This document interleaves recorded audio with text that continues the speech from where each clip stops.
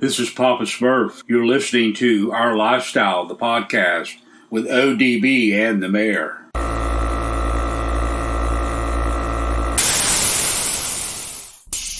Yo, it's Our Lifestyle Podcast, and this is ODB. We want to thank our title sponsors, Custom Car Show Productions. They have 4 main events every year: Orange Beach Invasion every March in Orange Beach, Alabama. After Hours Car, Bike, and Truck Show.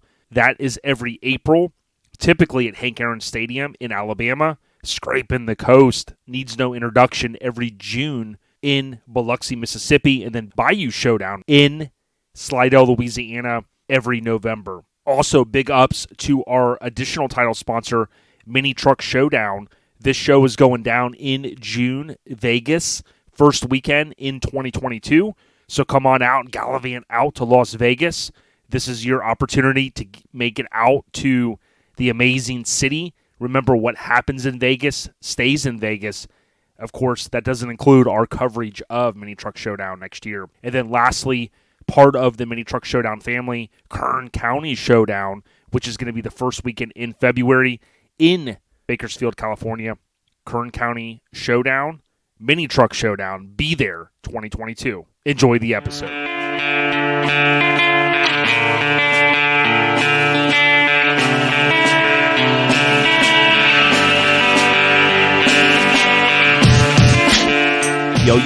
Yo, it's Our Lifestyle Podcast, episode 264, coming at you here from the Custom Car Show Productions compound, which includes our family over at Mini Truck Showdown. So you heard at the top, we're looking excited.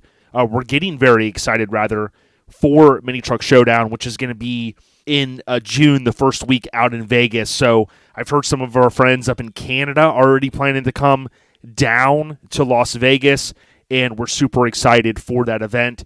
And we want to thank Sean Randall, Lauren, and all the team at Custom Car Show Productions for the awesome Bayou Showdown event that went down recently. So we'll talk more about that hopefully a little bit later.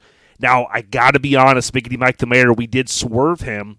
We changed the dial-in information, so I don't think Dizzy got him the new info. So we haven't been able to link up with Mike yet. We'll see if we can pick him up a little bit later in the episode. Now, episode 264, here's what we're going to do. We've been hustling the last few weeks, nailing down interviews. Obviously, we were at SEMA. A lot was going on. And we got a special episode this week. So what I'm going to do is cover as much as we have or know about Black Friday. We've done this the last couple of years.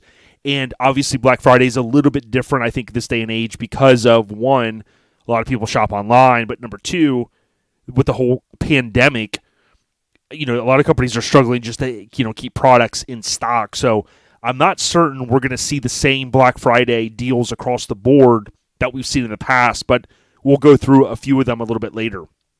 Now, we're also going to link up with part of our OLP family with Max Fish. So if you've seen the title of this episode or looked at your smartphone while you were listening, you know that Max Fish is going to be on this episode.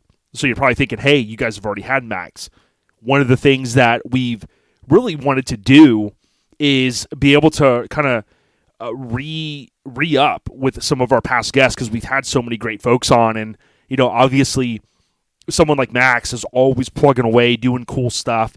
And Max and I recently connected because he was voted into the Mini Truck Hall of Fame.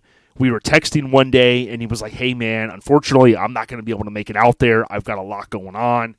Totally understand. And I was like, hey, man, he brought it up. I brought it up. He's like, hey, let's reconnect on OLP. And I was like, dude, Max is a great guy, and let's do it. So that audio was pretty cool. We talk about a bunch of different stuff. And obviously, if you've been a long-time listener, we've had Max on in the past. You can go back and listen to that one. There's a lot of the backstory of the big homie. Now, this episode, I'm also going to connect with Riggedy Ron Perkins. So we'll talk a little bit about HDWW, Hammered Weekend Wear Open Enrollment, which starts December 1st. So more on that. I'm also going to try to link up with the homie Eddie Gordy. He's gallivanted on out from the East Coast all the way to H-Town, Houston Auto Rama, and he's representing as a few other mini truckers are. But I tell you what, Cookies and Cream looks amazing. He's continued to refresh that truck and do more and more and more. So I'm super stoked to link up with him at least for a few minutes. We'll see what else we can do. I know with Ron, I also talk a little bit about Dino's Get Down, and I did want to try to connect. I mentioned last week with Ruben, potentially. He was also boots on the ground, Ruben Arteaga, at Dino's Get Down, so we'll see if that works out. The episode 264 overview brought to you by our family at Graphics Mafia. If you need decals or stickers for your vehicle, maybe you want to throw your Instagram name on the glass of your vehicle with a vinyl sticker, reach out to Graphics Mafia, Buddy, or Ryan at Graphics Mafia. That's GRAPHIX Mafia.com. They're also on Facebook, TikTok, as well as Instagram. That will take care of you. They recently did all of the decals for Chad Luke's truck. That was in Vegas at SEMA. So great kinfolk. Now, the last episode, definitely want to thank Jeremy Kaufman for coming on. If you haven't had an opportunity, go back and check it out. This is a guest that I definitely enjoyed interviewing because I did not know a lot about Jeremy. So often it's a guest that there's plenty out there. I could do some digging and I can kind of figure out a story and know what I'm going to ask. With Jeremy's interview, it was a little bit different, right? I didn't know a lot about Jeremy, so me as an enthusiast, I was stoked to learn more about him. And I must say, a lot of positive feedback from that episode, which I think is tremendous. Jeremy obviously, surprised me. I didn't realize that he had worked at Master Image Customs and things like that.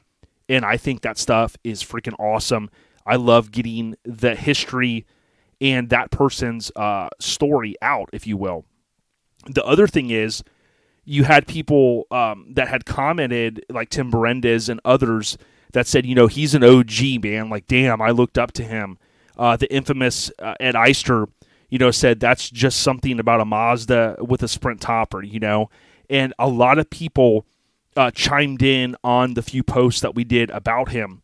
For instance, where I showed his old Mazda long bed and then his current Mazda long bed, you had a lot of different comments and likes on there, and I just thought that was pretty freaking awesome. So a lot of respect for someone West Coast, maybe not a name that everybody knows, but now you do. So last episode recap brought to you by our family at Lone Star Throwdown. We've mentioned all year to pre-register, and of course that has sold out. But that doesn't stop you from gallivanting on out to Conroe, Texas, the last weekend in February 2022. Come on out, come through the spectator gates and have a damn good time. There's tons of vendors, tons of food vendors as well, and there's just enough that you can spend the entire day there at Lone Star Throwdown. Make sure you start looking at that hashtag LST2022 to see some of the things and companies that will be out there. Of course, Miggity Mike and Mayor and I, and hopefully Ryan from Graphics Mafia, will be gallivanting on out very soon. All right, so the general updates, really not a lot to share here. I did want to link up with Mike a little bit later. We got to see if we can get the trivia in with him, so we'll see if we can do that. I do want to say, though, that this weekend is obviously the famed Thanksgiving weekend, which we're also dubbing here Hanksgiving weekend in honor of Hank over at Hammered Weekend Wear. But in all seriousness, have a good time with your family. Spend that time. Many of us, go and, have that big meal on Thursday to celebrate the Thanksgiving holiday here in the States. Of course, many of us have, depending on your job, you have that Black Friday off, and you have that 4-day weekend. Do what you want to do. Obviously, there's a lot of football that's going to be on, pro or college, so super stoked for this weekend. I was born on Thanksgiving back in the day. Of course, my birthday, or born day, as I say, doesn't fall on Thanksgiving every year. However, it's probably my favorite holiday just because of the weather in Florida and just so much more, like events, turkey rod run. So I'm hoping to gallivant on out there on Saturday. Wanted to kind of go for the whole weekend, but I can't get over there on Thursday, and I know they didn't do any pre-sale this year for the pre-registration, so that puts a little damper on things because if you end up getting there Friday, let's say Saturday, there's no guarantee that you're going to be able to pay to get in with a vehicle, so it's not necessarily a bad thing. I'm fine to park in spectator parking and gallivant through the gates, but what I didn't want to do is, bring stuff out, try to get in, couldn't, then have to turn around and go into spectator, so I might just be solo this year, checking out the different vendors and things like that. That's what I love to do. So we'll see. Hopefully I'll bring you guys some content out there. A lot of us in Florida and other states, we love going to this event every year. So the general update's brought to you by our family at Southeast Mini Truckin Nats, a.k.a. Mini Nats. This is one of my top events I'm looking forward to in the coming year. Of course, you can go on Instagram and type in Mini Truckin Nats, just how it sounds. You can follow them there. Now, even if you weren't able to get a ticket, very similar to Conroe with LST, the great thing is you have this whole experience in Maggie Valley where you can cruise the strip, put a chair out, take some photos, hang out, grab a brew, grab a cold drink, whatever your deal is. Come on out to Maggie Valley, North Carolina. This is going to be in April of 2022. Much more coming about this event, but just know Instagram or Facebook, just type in Mini Nats. Big ups to Jason Bell and the entire family that puts on this event. So we'll try to sync up with Mike a little bit later for the trivia. I know he's trying to get out of that, but we're going to try to get with him in a little while, and we'll see. Since we swerved him, we changed the number again. We're trying to get him off the podcast. But he kind of is like one of those things that just keeps coming back. And we kind of say, well, dude, if you're going to ship the merch, we might as well keep you around, right, Mike? All right, so as we move into the scene updates, I want to start by chopping it up with the big homie Riggedy Ron Perkins from Hammered Weekend Wear to talk a little bit about HDWW Black Friday as well as Dino's Get Down. So, happy Thanksgiving. Let's jump in. Yo, and as I mentioned here in the scene updates, we're going to cut away here and talk to Riggedy Ron Perkins. I'm going to see if he dialed in, but I want to say, in case he's listening, happy Thanksgiving. Is Riggedy Ron there? Hey, Jay, what's happening? Hey, not much, dude. I didn't know if we should go with like the Thanksgiving or the Hammered Giving, but we know it is obviously the time of year, in all seriousness, for giving thanks, man. And I know you've been crisscrossing the country this year, and I know you're thankful just to kind of be home and just doing the damn thing up in the Pacific Northwest. Yeah, and actually during this season, there's a lot to be thankful for. I'm super thankful for my buddy Jeff over at Mini Garage and Angie. I've been hanging out with them a lot lately. They got me hooked up with Tasha, and we've been hanging out a lot lately. So everything's good in the hood. I'm super thankful and happy Thanksgiving to you, buddy. Yeah, dog. I'm telling you, Hank texted me earlier this week, and he said, if you don't get that in this episode, we're going to have problems. And that's one thing I've learned. You never cross Hank. Oh, yeah. Don't come at Hank with a knife because he's always strapped. Right, exactly. Well, here's the crazy thing. I want to talk a little bit about the Black Friday. So, we mixed that into this episode along with Max Fish. And I want to talk a little bit about HDWW Black Friday, but also you were at Dino's Get Down recently, and I had hinted last week we were going to try to link up, and I wasn't able to. So we'll talk a little bit about that as well, both under the scene updates brought to you by Hammered Weekend Wear this week. And, dude, so we've hinted about this a little bit, right? Talk to us about what open enrollment means for December 1st, man. Yeah, December 1st is coming up faster than we're all prepared for. But from December 1st to December 31st is your chance to get in on the 2022 annual T-shirt subscription. So if you do that, you're going to save over $144 as opposed to buying them separately throughout the year. And all you got to do is go to the mailbox and pick up your new design in your color and your size.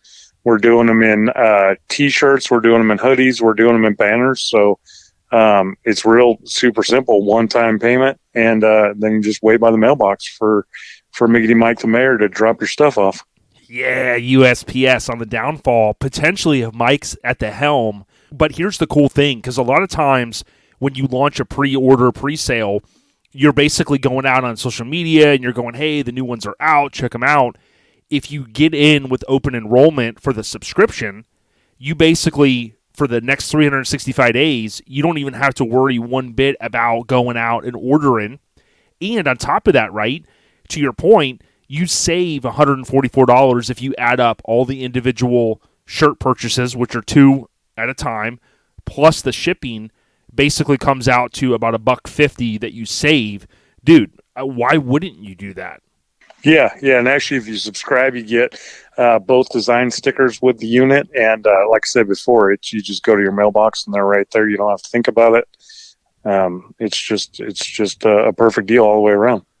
Now, if that wasn't good enough, I've heard some of the heaters, as you would say, right? I mean, I'm a big fan of the 80s movie. Do you remember when he's like, give him the heater? You remember that movie from the 80s? Oh, yeah. The baseball movie, right? I don't think Mike's ever seen that one. But seriously, the heaters... That's a good question for Mike. Yeah. A trivia question. Do you think that he's seen it? Major League? Yeah. With the Cleveland Indians? I don't think he has. Dude. Ask him what Wild Thing is next time you talk to him. Do you think Mike's still drinking Adonis DNA or whatever it is? Tiger blood? Might be. Guy's off the charts. But, dude, if that, as a listener out there, you're going, yeah, there's all these different shirts. But here's the cool thing. This year over last year, this year-over-year updates that you make, you blow us out of the water with these designs. Some of them have like another vehicle thrown in there. We had Tim Davis, a.k.a. TD, my homie. We had him recently, More Than You Can Afford, pal. So many different iconic trucks, right? Real builds. But, dude, I heard that you got some heaters lined up for the next 12. How difficult is it for you to kind of sign someone up for the HDWW family with Hammered Weekend Wear? I mean, it's getting tougher, right? Because there's so many badass rides. Yeah, it is getting a lot tougher. And we spent, like you mentioned earlier, we spent last weekend down at Dino's kind of scouting out new vehicles, seeing some old friends, some family. The week before that, we were out at SEMA. We were, walking around there looking for some new stuff. Now, they won't let me feature any of the Teslas that went through the tunnel, but we found a couple out there too. Hells yeah, man. And that's what I love, because you continue to mix it up. It's not just minis. There's a lot of full sizes. We've seen dualies like Crew Cut, one of my favorite designs. And the great thing is, again, you don't have to lift a finger. It's very similar to when you subscribe to All Time Low Magazine at atlmagazine.com. You basically just get them auto-sent. And as I've said to the listeners before, Ron and I have talked about this in the past, there's no other brand that I know of that consistently on a schedule launches 2 at a time like this, that they can even do it, right? We've seen it in the past with companies like with socks and things like that. It's like, hey, they're mass-produced and whatnot. But if you think about what Ron and team have to do at Hammered Weekend Wear, they have to plan ahead months and months and months in advance, because if you guys don't know, Graphic Disorder, who does a lot of artwork for the scene, I'm guessing 80% plus, those guys and ladies over there, they're booked out 6-7 months now. I mean, it is insane. So, Ron, we know that it's a lot of planning to make this happen. And then, oh, by the way, you got to do all the tick marks, right? Mike's losing the tick marks, but you're gaining the tick marks whenever you're doing all these different orders, because you've got sheets of paper, you've got easels up. I mean, you've got all kinds of madness. And Hank, from what I heard, isn't helping one lick, dude. No, he's not. He's not pulling his weight, but he'll get back into the studio here before too long, and we've got some shirts that are coming in that need to be fold bag tagged so we can get all prepped up for LST. We got a new design, 2 new designs that are coming in soon, and then Eric and Kelly over at Graphic Disorder are getting ready to work on the next 2 artworks here at the beginning of December. So it's nonstop for sure. Love hearing it. Now, you mentioned, here's the cool thing, everyone, too. We're talking T-shirts, we're talking banners, and hoodies. So the great thing is, a lot of you might say, hey, man, I love the artwork. I got 1 million shirts. Hey, then go for a hoodie, go for a banner. Obviously, different climates are going to dictate what you're going to be selecting. Now, Ron, I know this is a question that I'm going to throw out to you, but, dude, I'm down from Florida, man. We're down here 24/7, loving the weather. are tanks available if someone really wanted one for the subscription? Yeah, you can subscribe to tank tops. It's all in the t-shirt drop down, so you can get any black tank top from small to 4X. You can get t-shirts small to 5X in black, red, white, charcoal. And then we got the banner subscription, and then we have the hoodie subscription too. And the nice thing about the hoodie subscription is that you're going to get all 12 designs. Now, if you're like me and your lady is always freezing, you can always throw a small hoodie on there for her. 12 of those a year. Like, she's going to be loving you from January to December. So don't forget about the missus either. I love it. And I'll tell you what, I'm getting tired of cutting the sleeves off. I mean, I'm kind of like an old school 80s guy. I've been learning from Josh Freeman I've been learning from Josh Wheeler down here in Florida, just to live that 80s life. But I do hope that one day, Hank keeps hinting at there's going to be ski masks available and stuff. I'm not a big Kanye fan, but, I think it would be cool, to go to like a cooler weather show and maybe have a hammered ski mask. But, what I heard is that could be in the future. We'll have to see how the climate change is going. You know what I mean? Oh, yeah. Yeah, that's for sure. So, again, HAMMERD, weekendwear.com. You can go right there. Of course, Ron, I believe last year under products is where they're going to be able to see the T-shirt subscription, or will it be under a different area? It will be under products. If you go down to the drop down, you'll see a thing that says subscription. We're also working on getting it on the front page. So when you load up hammeredweekendwear.com, it's HAMMERD weekendwear.com. It should pull up the first three, should say t-shirt subscription, where you can also get the tanks. It should say hoodie subscription, and then banner subscription. So we're working on that. That should be up there all of December. And then, of course, January 1st, we're going to drop the first two new designs. And if you subscribe, then you're going to get those. If you didn't, then you'll have a chance to pre-order those at that time. Yeah, while you're out there, make sure you peruse the site. Objects in mirror are lower than they appear. That's a recent one that I love. You got the HDWW for Hammered Weekend Wear across the grill area, and featuring that famous negative camber truck. There's a lot more out there. HammeredWeekendWear.com, as Ron mentioned, stickers and so much more. Get those stocking stuffers for the end of the year. Take care of your lady or woman or man by making an order. Ron, before we talk about Dino's, I mean, anything else that we got? I mean, there's no hidden fees, right? They just have to subscribe now.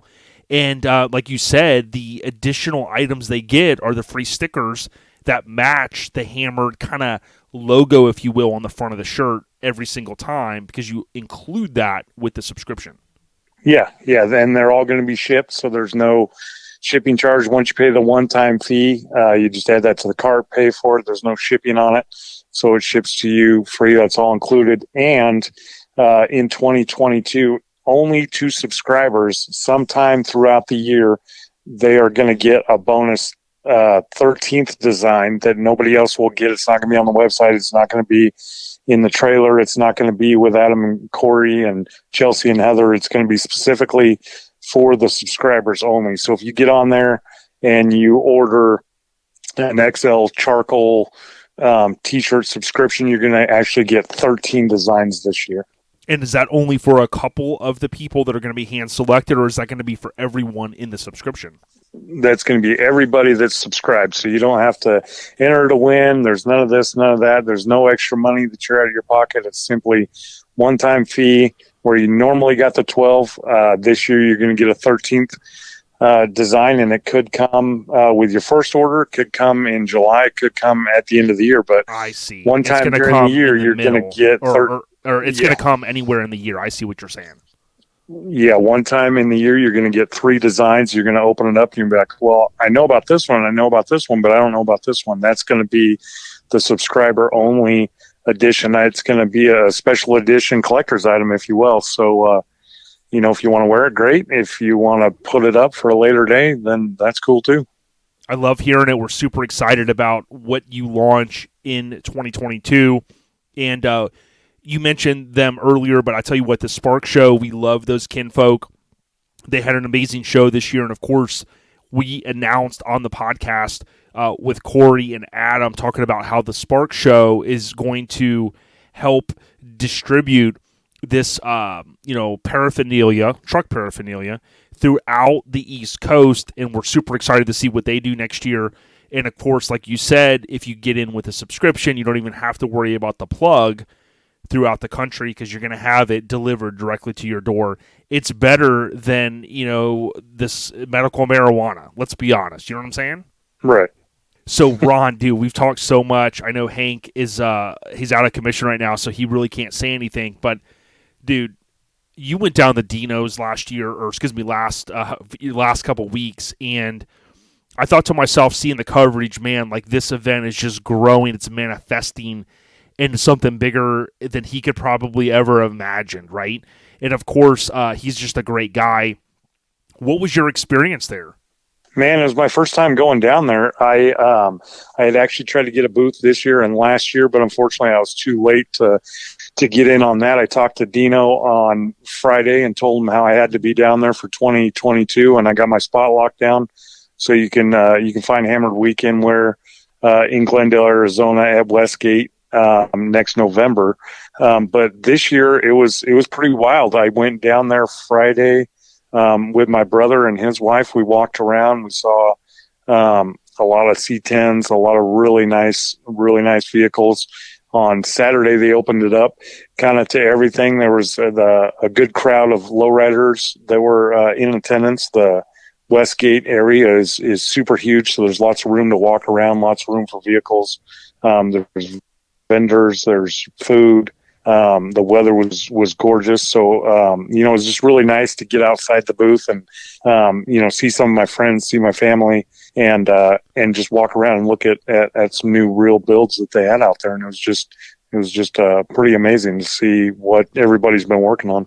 We all know Dino loves kind of Chevy only. That's his whole thing. But what we've, definitely have seen in the mini truck world over the years is minis mashed with the sport truck era, and that gave us a lot of full size trucks, body drops, so on and so forth. And now you fast forward all these years, and you see Ronnie at Truck Talk Media, even launching, of course, OBS Talk and other podcasts, and it kind of reinforces the how big the truck scene has become. It's insane. And for Dino to be able to have this type of event where you have like all these C10 guys and ladies, and then you obviously have the OBS, which are, a part of that whole movement, if you will. It's crazy to me to think that, trucks almost, Ron, are taking over the hot rods to a certain extent, right? I'm not going to say, okay, hot rods are nothing anymore. We know that's not true. But I tell you, the hot rod of our lifetime has really been the trucks. I mean, that's the way I see it. Yeah, and actually the C1500s that were down there, there were everything from standard cab short beds with just a mild V6 in them, all the way up to 454 trucks with crazy turbos on them and everything. So depending on what kind of fan you are, there was something for everybody down there, and it was really, really nice to see some old school builds and some big high horsepower vehicles and just some stock trucks too. There was quite a bit of vehicles that were down there for sale that I wasn't able to bring any of them home, but it was nice to see that the community was alive and well. You've also had this unique experience over the years being a part of the aftermarket, selling truck accessories and so on. Oftentimes we kind of hear, well, there's not enough money out there for these manufacturers to go back and start manufacturing parts for these old trucks. It's a niche market, blah, blah, blah, right? OBS trucks are at an all-time, high in terms of, people really wanting to get back into these things.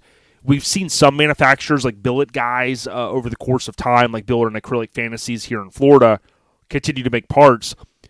I almost think, and I wanted to get your opinion, I almost think that it's going to get to a level where you could have some companies go, hey, we're going to start making Phantom grills again and things like that. I've heard some rumblings that some of that stuff's being made, but I would love to see that. Even some of the toppers, dude, with the windows extended all the way down. To me, man, this whole thing, even the minis are on the rise, but the full-size trucks are on the rise too.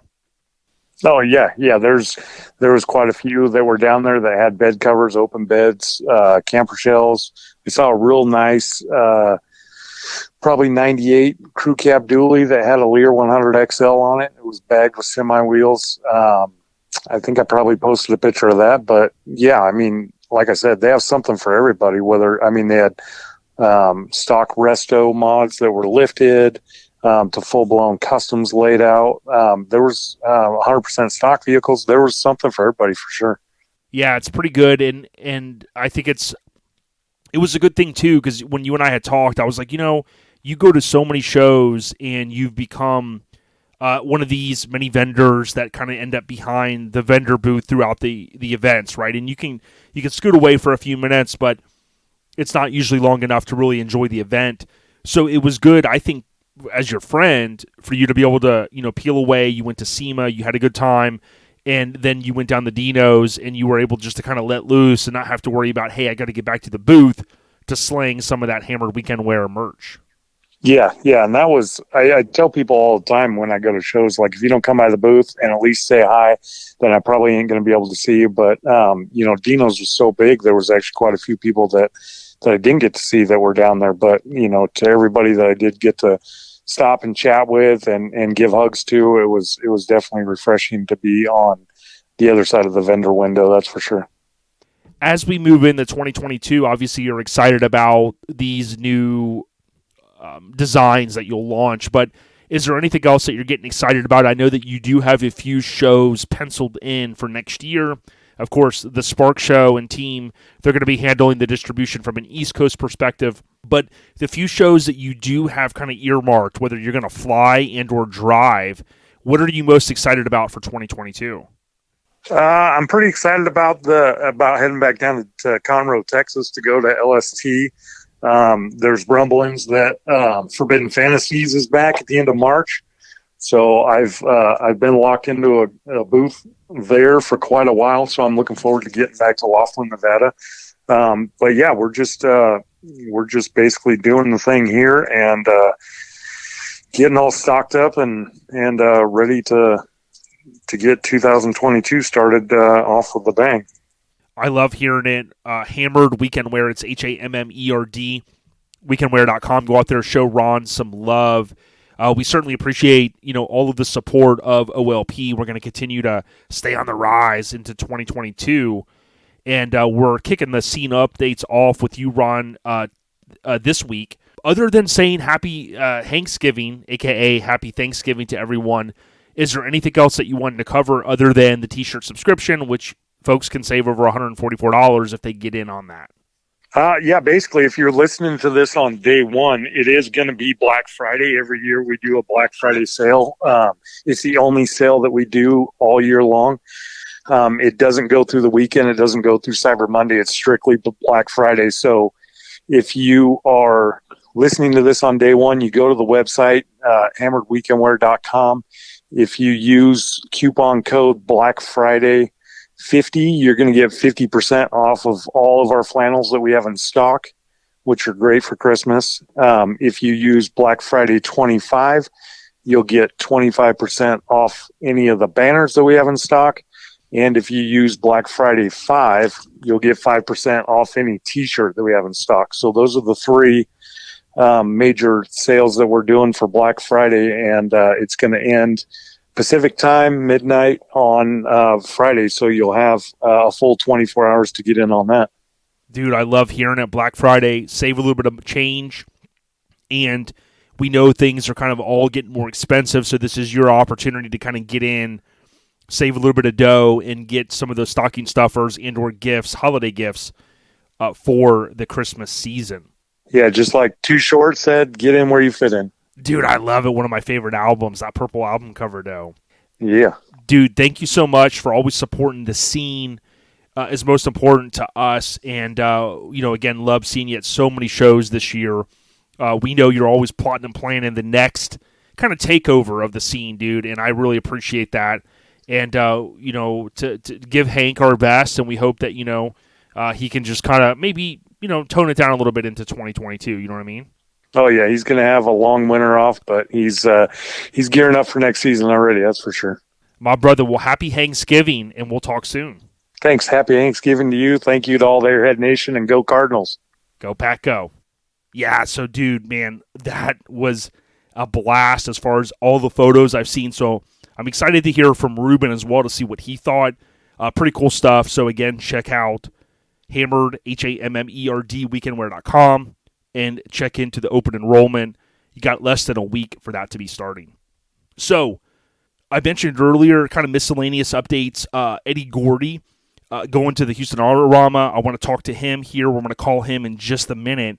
And again, I think the cool thing about him representing Relaxed Atmosphere is he continues to come up with innovative ways to refresh his truck.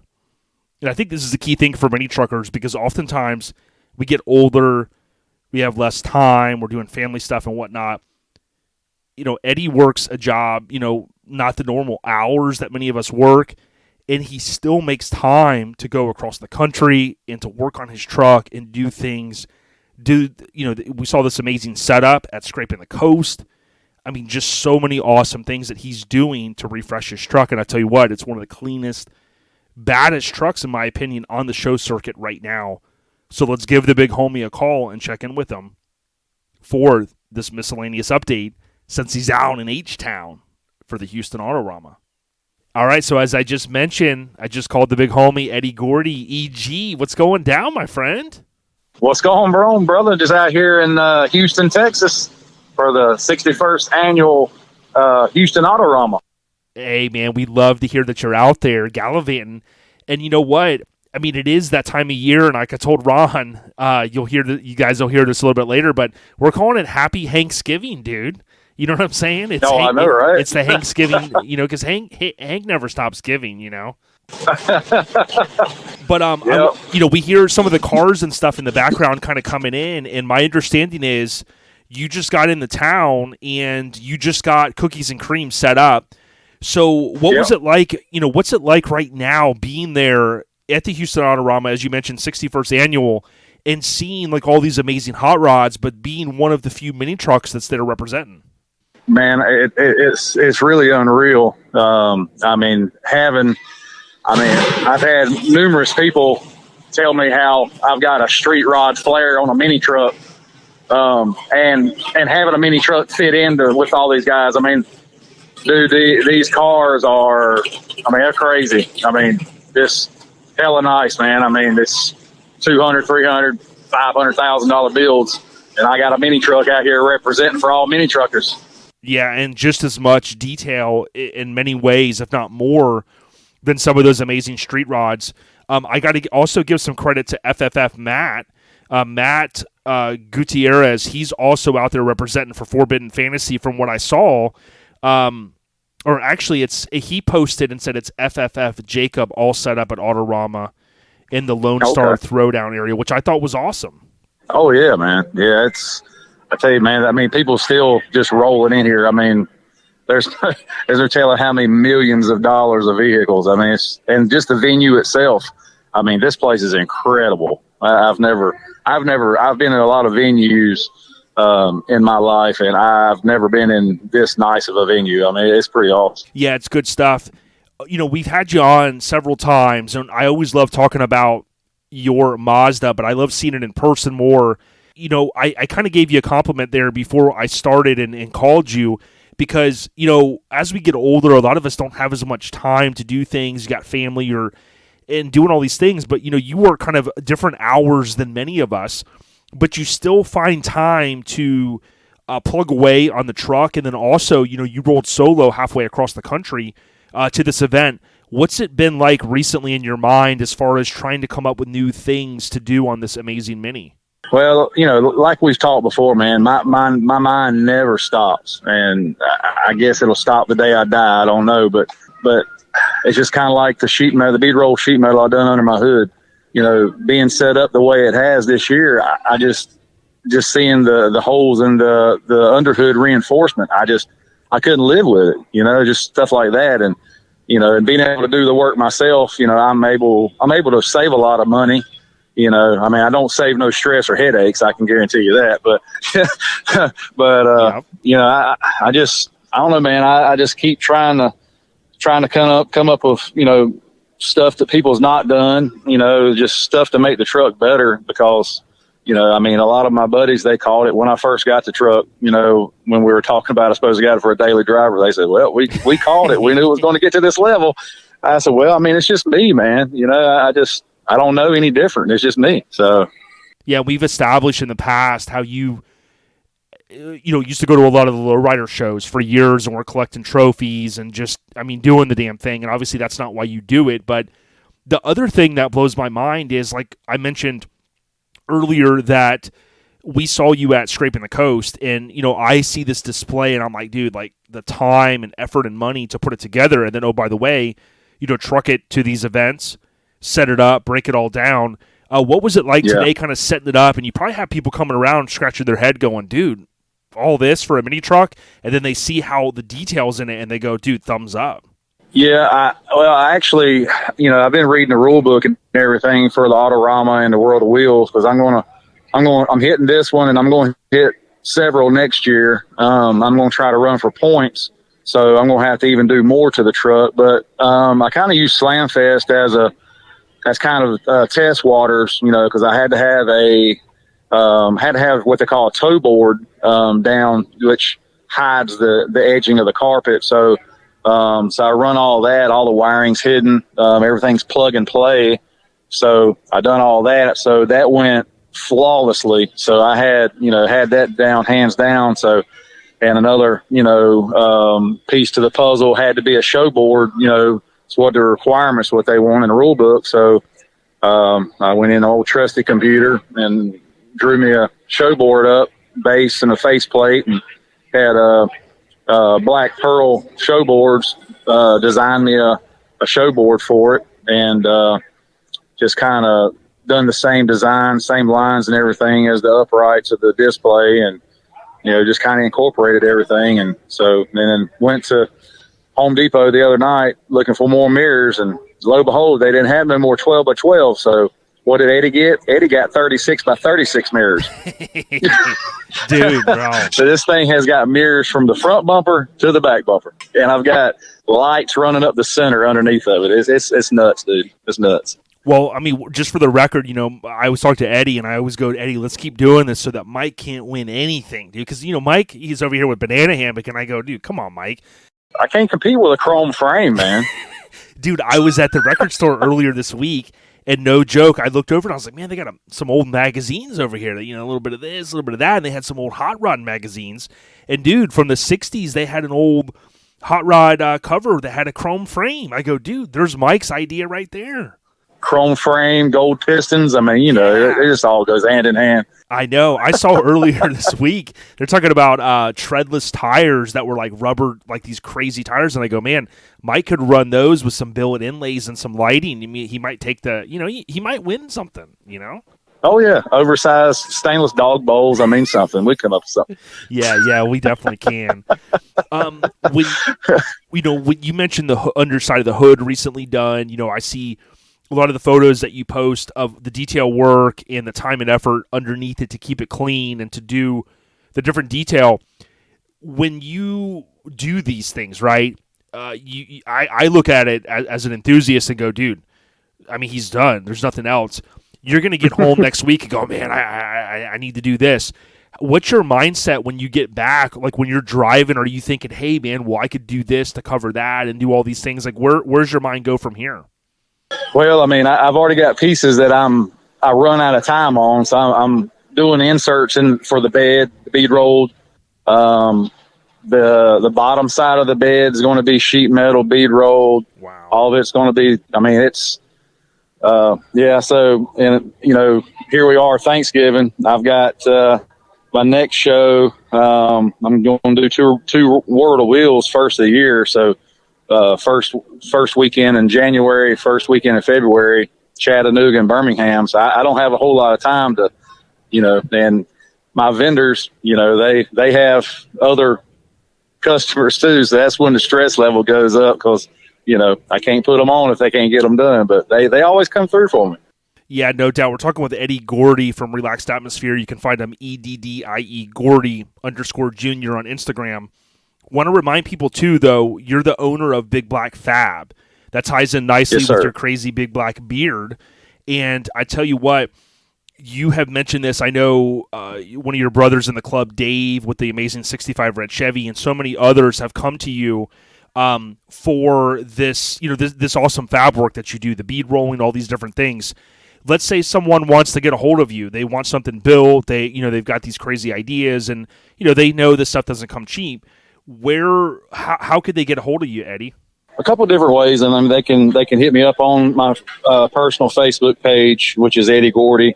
Like you said, on Instagram, Eddie Gordy _Junior, and I also have a Facebook business page, Big Black Fabrication.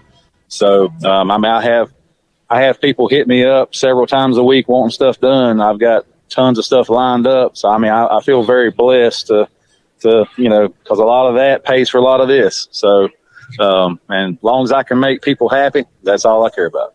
I love it, man. You guys just came off this amazing year of celebrating the 30th anniversary of Relaxed Atmosphere, right? And you, Yep. as well as so many other club members, have been out there, hitting the shows hard, right? Going out, trailering stuff, spending money. A lot stuff ain't cheap, as you mentioned. What's the feeling been like all year as you've been repping the RA logo? You just got to be on cloud nine knowing it's the 30th, man. Yeah, with being the 30th, and then, me and Blake Grogan and everybody else thrashing to get this thing done before our 30th anniversary at LST this year back in February. And then, that was just epic in itself, and bringing it home, blowing it apart, doing the suspension. My ultimate goal all year was, this truck, man, it's come so far and has turned, so many different ways, and I'm glad people's being able to follow it. But it's, one thing I wanted to do was just win Best Mini, and I've succeeded that and more, way beyond my expectations, and I feel very blessed for it. So it's just, I don't know, man. It's just what I do. There's no breaks. I love it. And between you, Blake, as you mentioned, Jeremiah, and of course TD, my brother, your brother as well. You guys are forming almost like, I always joke with Tim. I go, man, this is like the new row, the death row. You know what I'm saying? Like once you go into you guys' little clique, man, you end up with like some of the biggest, baddest trucks around. Yeah, some of this stuff's like in reinventing the wheel, but hey, that's what makes us all different, right? Oh yeah, and talking about cookies and cream, which is the kind of the theme / name of your truck. Got to give a huge shout out to Mini Truckers Union, part of that Jason Bell umbrella. When they put cookies and cream on the shirt, I about lost it, because the coloring, all of that stuff that Graphic Disorder put together for them came out so good. And I know for you, that's just a great feeling to be able to have it solidified, the success of that amazing Mini on a T-shirt / banner. Yeah, man, they absolutely blew it out of the water. And Jason Bell, man, he's the best thing since sliced bread, man. He'd give you the shirt off his back. He's the kindest guy. He's awesome. I've done, so many different logos for this truck. Even like John Beebe. John Beebe done me a new hoodie this week just for Auto Rama, and it's got cookies and cream embroidered on it.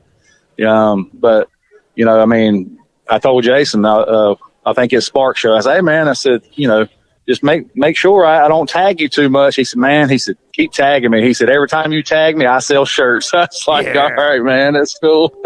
Yeah, he's a good dude. And I told everyone earlier, we're super excited for Mini Nats towards the end of April next year. Maggie Valley, amazing place, and, arguably the biggest, baddest mini truck show in the world. So, I'm excited for it. But I know your awesome daughter.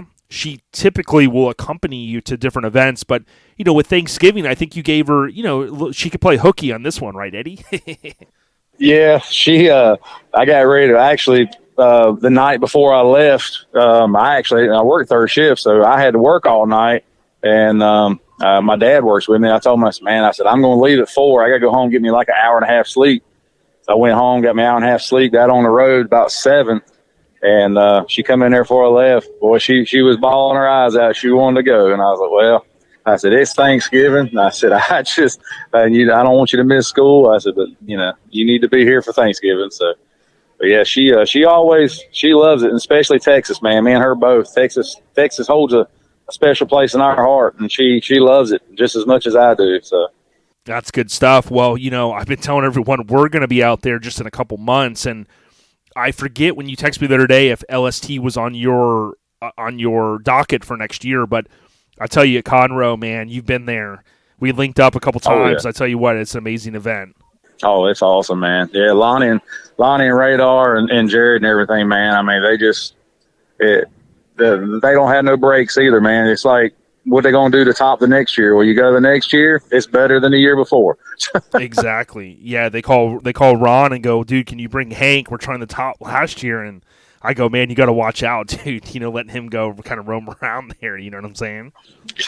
So, but I tell you what, man, it's always good to link up with you. I know you had a long drive. We want you to have a safe drive back.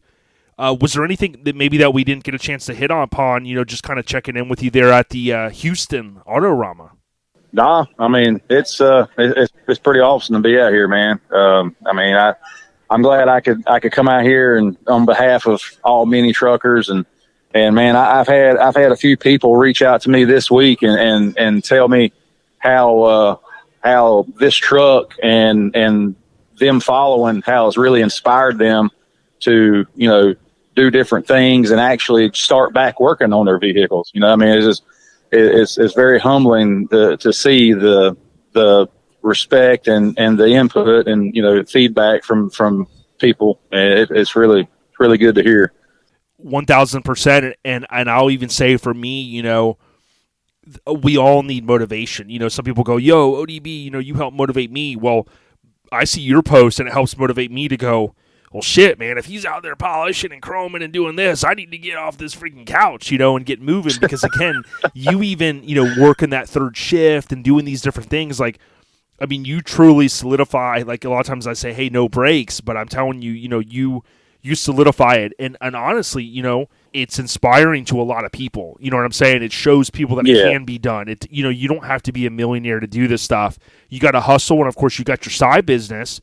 But it's also tied into the community, and you're helping other truck enthusiasts. So, I mean, to me, it really can't be more of a win-win. Yeah, I have several people that reach out to me, week in, week out, asking me questions and sending me pictures. I mean,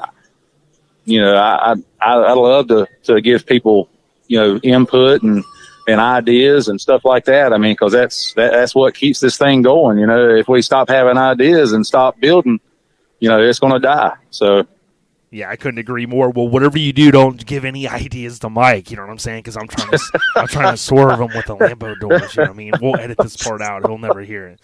But dude, Eddie, it's always, dude. It's always a fist bump. It's always, much respect from Severed here, Florida, to you guys in RA. And I wish you all the success out there. I can't wait to see you next year. We're going to see you down. I heard at Eastbound Get Down. Apparently, Mike's, trying to course you down there, and if you make it down, dude, we're definitely going to be having a good time. I'm going to try, man. I'm going to try. I can't promise anything. I'm going to try. I like it. Well, listen, have fun. Make sure you get you some turkey this week. Happy Thanksgiving, and be That's safe, right. brother. And check him out, Eddie Gordy _ on Instagram, just how it sounds, EDDIE. And as we mentioned, you can see right there in his bio, owner of Big Black Fab. And thanks for reinforcing. You also have that Facebook page for your business. Eddie, dude, tip of the cap, brother. Yes, sir. It's always a pleasure, my man. Be safe, brother. All right, peace out. All right, good stuff from our homie Eddie Gordy. We certainly appreciate him, and safe travels back home. But most importantly, enjoy your time out there in Houston. So from a digital perspective, I did want to mention, if you go on streettrucksmag.com, make sure you check out the Truck of the Year. So they're going to do the awards ceremony live December 11th, and that article is on their website, streettrucksmag.com, so you can go out there and kind of see there's going to be an award banquet and whatnot. You can also still vote for Best Truck, and that's at streettrucksmag.com/best-truck-of-2021. But again, the link is right here in the main story. So you do have to enter in your email address. The decision is up to you. And once you enter your email address, you'll get a chance to see who is leading it. So please, please, please go out there. Now, if I had an ask, I would say if you're a mini trucker, let's go for Minis on the Rise. Chris Mull, Billy Bob's 63 Datsun NL320. That's one of my favorites. I also really like Fred Bishop's amazing red F100. So those are two of my favorites out there. But Henry Fisher's, there's a bunch of different trucks. Just get out there and vote. I think it's pretty cool what they're doing.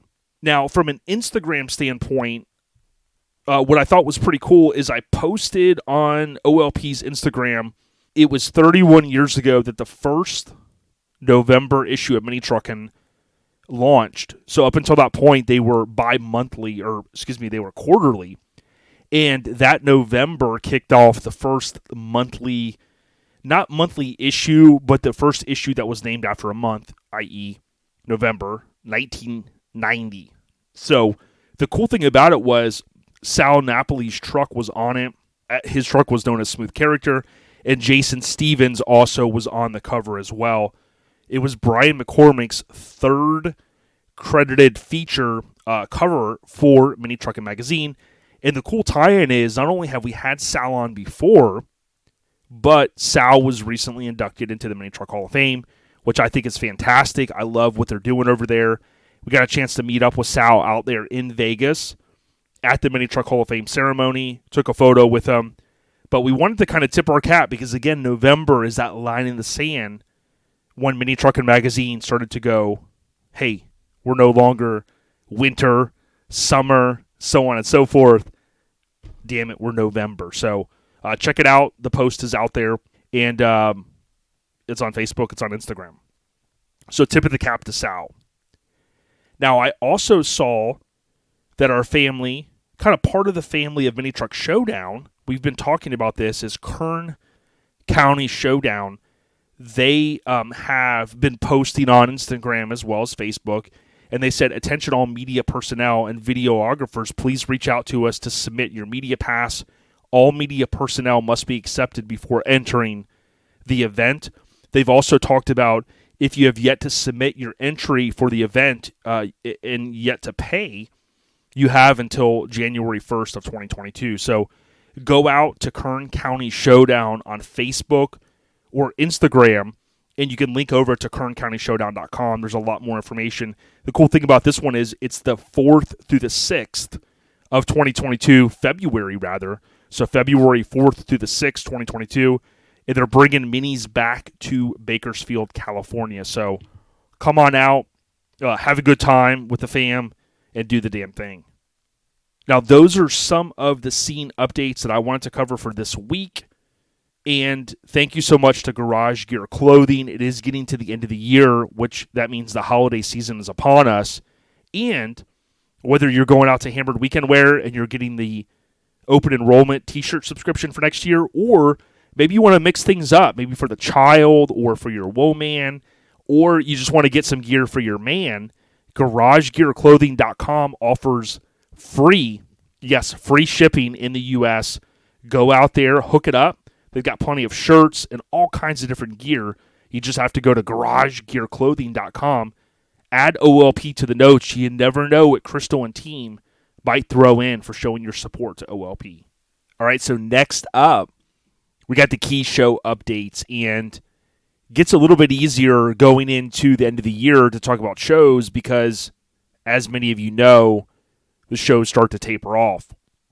Bayou Showdown was last weekend, of course, part of the Custom Car Show Productions team, and that event apparently was phenomenal.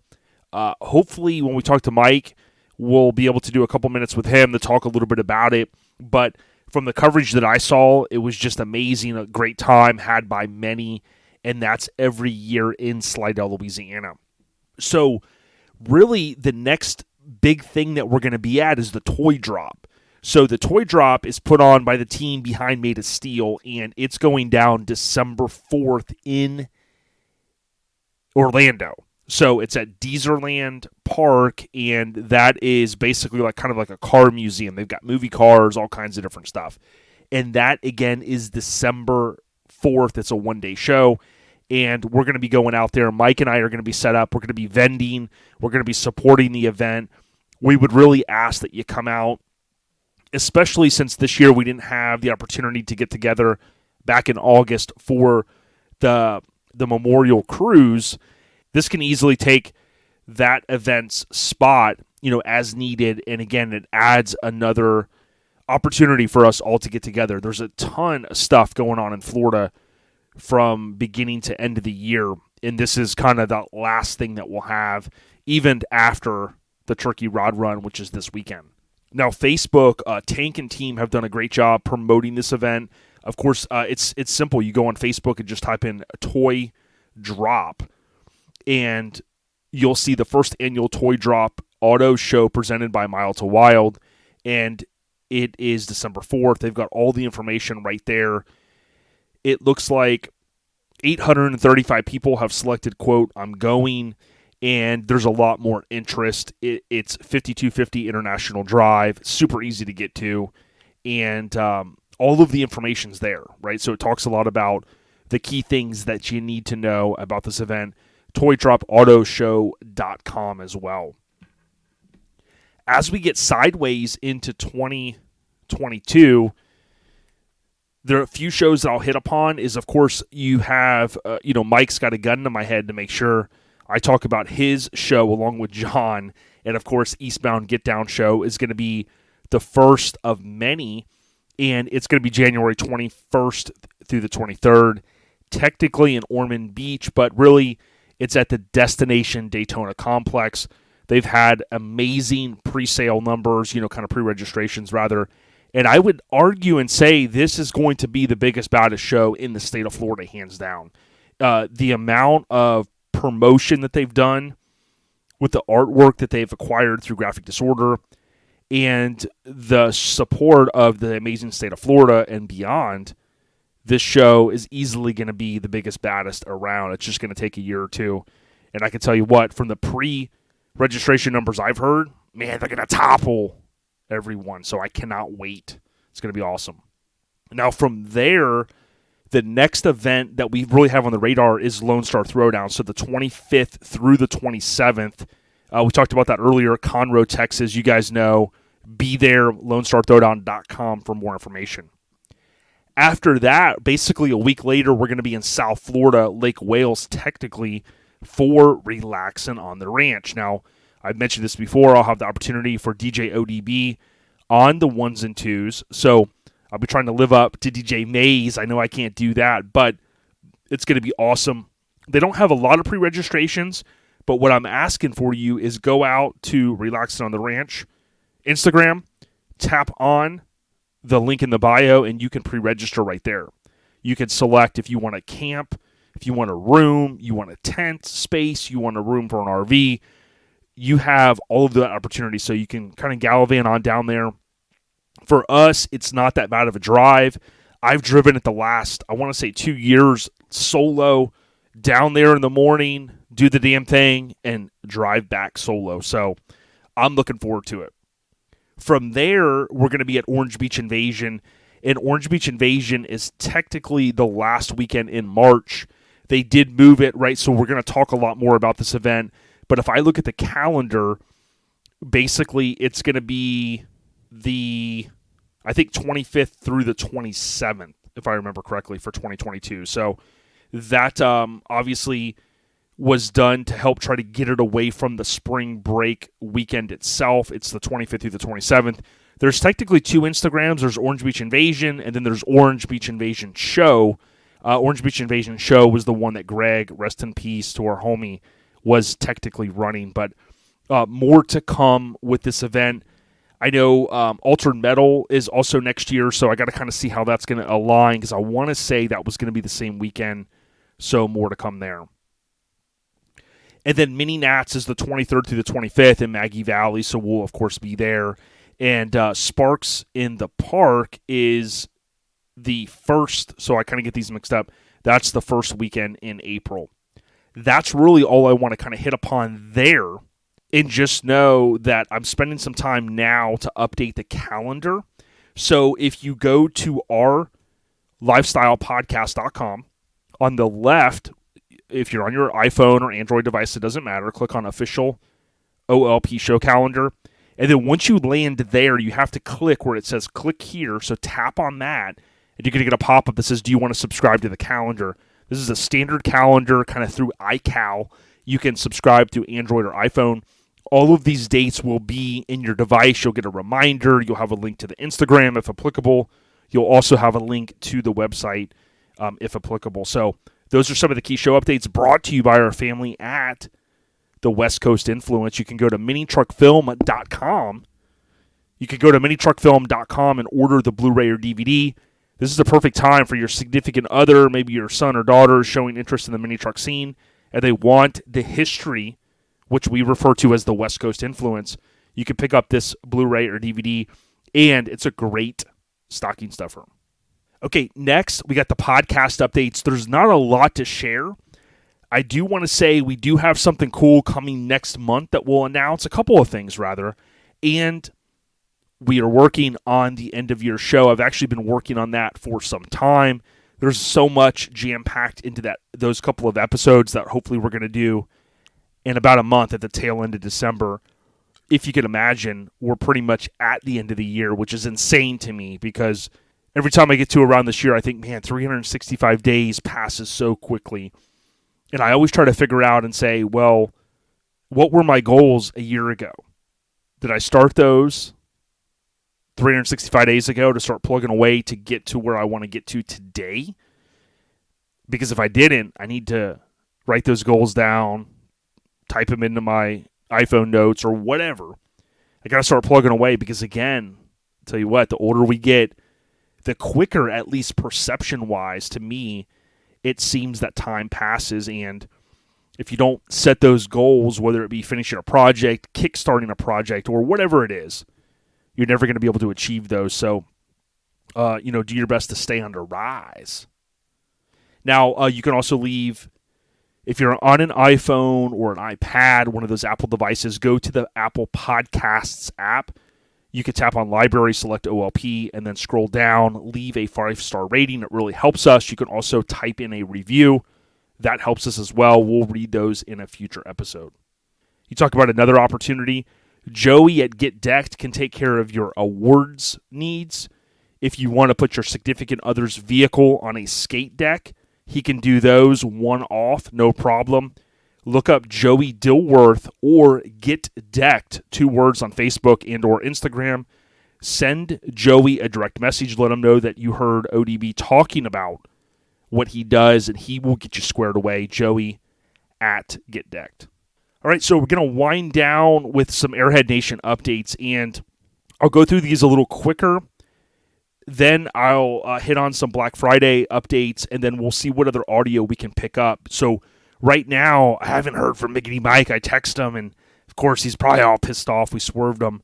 But we'll try to pick up a little bit of audio with him to get the trivia in, and then we'll roll into, of course, at the very end, Max Fish. So I know this episode's been kind of a hodgepodge of a lot of stuff, but I hope that the listeners appreciate it, really just trying to mix things up and keep from becoming stagnant, right, with the same old with Mike and Jay and ODB, right, and all of us going crazy, talking about all this stuff. Being able to hear, boom, boots on the ground, Eddie Gordy at the Houston Auto Rama, checking in with Ron. He was at Dino's Get Down. Those type of things mean a lot to me, and again, it gives you guys another voice to hear rather than Mike and I all the time. So first off, Airhead Nation updates. Happy Born Day to Eric Mosley, one of our homies, RA Florida here locally, and happy Born Day. I hope that you enjoyed it. RIP to Roger Plant, okay? Roger Plant is a true legend, OG in our scene. This name may not ring a bell. When I shared the Mazda limo the other day with the topper, had Tim Berendez chime in, damn, a true innovator of the early scene. I went by Concepts one day with an absolute crazy idea. He took time to come look at my truck and talk to a silly broke kid with crazy ideas and said, quote, We could figure out how to do anything you can dream up, end quote. That day inspired me to follow my passion and always take a crazy idea as a challenge to figure it out, R.I.P. Robert. And, I thanked Tim for chiming in on that. And there were other folks that chimed in as well. Juan Trevino said, may he rest in peace. He mentioned Jesse was the actual owner of Midnight Illusion, and he was, to this day, a good friend of Rogers. Everyone is saddened by his passing. So, R.I.P. to a legend. Again, whether you've been in the scene a long time or not, the one thing is assured is that there's a lot of folks that have came before us from the 60s, the 70s, 80s, 90s, 2000s, and beyond to get us to where we are today. So we always have to tip our cap, show our respect to the OGs like Roger Plant. I want to say congrats to Tank. He posted about his weight loss journey, so great job, homie. Tank, again, is a great dude, been around this area a long time. He's a big backer, supporter of the toy drop, which, again, is for charity. So let's get behind and get out there on December 4th, as I mentioned earlier. Celeste, I saw, was engaged to Zach Timmy LeBrun. And congratulations, those two are a great couple. Additionally, we've got Brian and Donna Gurley Nelson. Their son, Jordan, is starting to feel better, so congrats. I know that he wasn't feeling well, so congratulations to him. I saw Craig and Dion from Cal Concepts had posted RIP Alex G, and another person that's gone far too soon from Craig Frazier's post, RIP Alex G, gone too soon, gonna miss you. So rest in peace. It looked like he was a true innovator, and all we can say is we're sorry for your loss. We saw that a previous guest on OLP, Colin, was accepted into the National Honor Society. His mom had posted about that, so we know that the proud parents have to be super stoked for that one. And again, that was Melissa that had posted. So to Brian and Melissa, congratulations. Great job, Colin. We did recently, I think we mentioned last week, but it was Tammy Miller, Greg's widow. Rest in peace to Greg, Tammy's born day. So some of them got together. And I know I didn't mention her name earlier, but of course she's a key partner. She's a key part of the Custom Car Show Productions family. And we wish her a happy born day. And then I did also see it's Benjamin Smith with the Mitsubishi, not the S10. We always give him a hard time, but Ben Smith, happy born day. We have a similar born day. I hope you enjoyed it. The Airhead Nation updates brought to you by Garage Gear Clothing. Now, I gave Garage Gear Clothing a shout out earlier. I got it mixed up because Hammered Weekend Wear sponsored the scene updates this week. But Garage Gear Clothing, again, cannot thank them enough. If you're looking for a holiday gift for your significant other and you like anything automotive or he or she does, make sure you go out to garagegearclothing.com, order some merch, and guess what? It's free shipping. There's no telling what they'll be doing for Black Friday. Speaking of Black Friday, this is kind of the last segment that I have really for this week, and I want to thank All Time Low Magazine for the continued support. And you can go to atlmagazine.com to order a subscription. Their subscriptions are a little bit more expensive than a typical magazine because it's all homegrown. They do bi-monthly issues. Basically, you get 6 issues for the subscription price, atlmagazine.com. Right, so from a Black Friday perspective, here's the thing. One of the biggest things I can tell you to do is check your emails. Oftentimes, this is how companies communicate with their potential customers, right? If you're not on a mailing list for said company that you're looking to buy parts from, sign up, right? A lot of times you can go to those websites and then boom, just enter in your email address. As an example, GoPro, let's say you're looking to buy one. Get on their mailing list. They're going to send you emails. Now, granted, some of us hate getting all those emails, but I kind of use one specific email address for any stuff that I sign up for, or any promotional stuff. So anytime that I'm looking for a deal or I'm looking to see, hey, did Red Robin email me about burgers? I go right into that email. So check your emails. That is one of the best ways, in my opinion, to see what deals are out there. Now for OLP, for Thursday and Friday, so obviously if you're day one listening, you're going to hear this Friday, but we announced that we're going to have 5% off shirts, 25% off all stickers, including some of the sticker packs, which replicate the famed GT bicycle company. So that sticker pack actually has 4 stickers on it, kind of give you the feel of the decals that come for your bikes. And then 28% off banners. So we don't do many discounts because the stuff is not cheap, and we put a lot of time and effort. We put a lot of effort into the artwork as well, a lot of high costs. So it's rare that we do offer discounts, but we want to thank everyone with Black Friday. These codes, you'll be able to go to our social media and check those out. Now, let's say you're listening and you're like, hey, I don't have time to go on social media. What are the codes? I'll give you those codes here. Just know if you can't remember these or you don't have an opportunity to write them down, just go out and check out our social media and you'll see the codes. So you have Black Friday banner, 28% off banners. Black Friday sticker, 25% off stickers. Black Friday shirt, 5% off. And that's all together, no spaces, no underscores. I don't think it'll even let you put that stuff in. But Black Friday banner, Black Friday sticker, Black Friday shirt. So oftentimes the question might come up like, hey, we want to order a couple shirts and we want to use that discount code, but then I also do want a banner.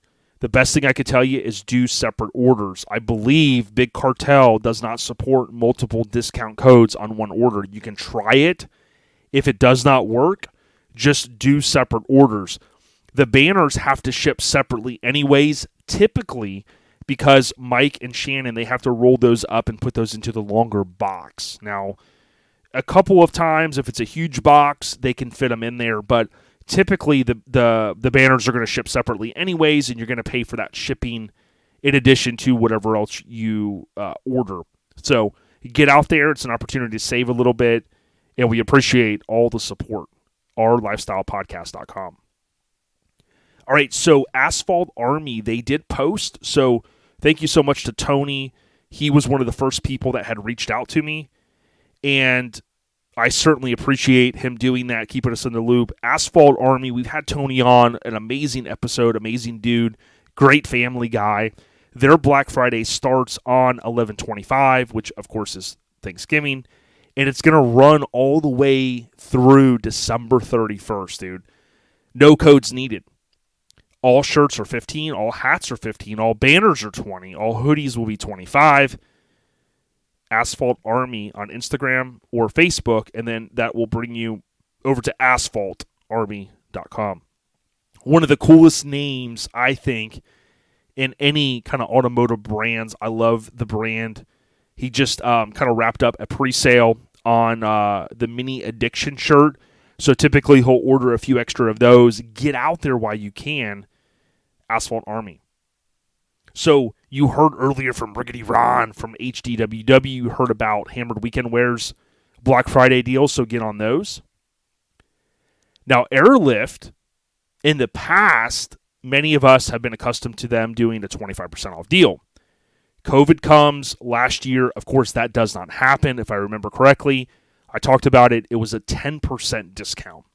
Some folks were disappointed. My take on it last year was you can't get your hopes up all year for a discount because you just never know with this stuff. You just don't. So I've kind of moseyed around a little bit. I haven't seen anything from Airlift.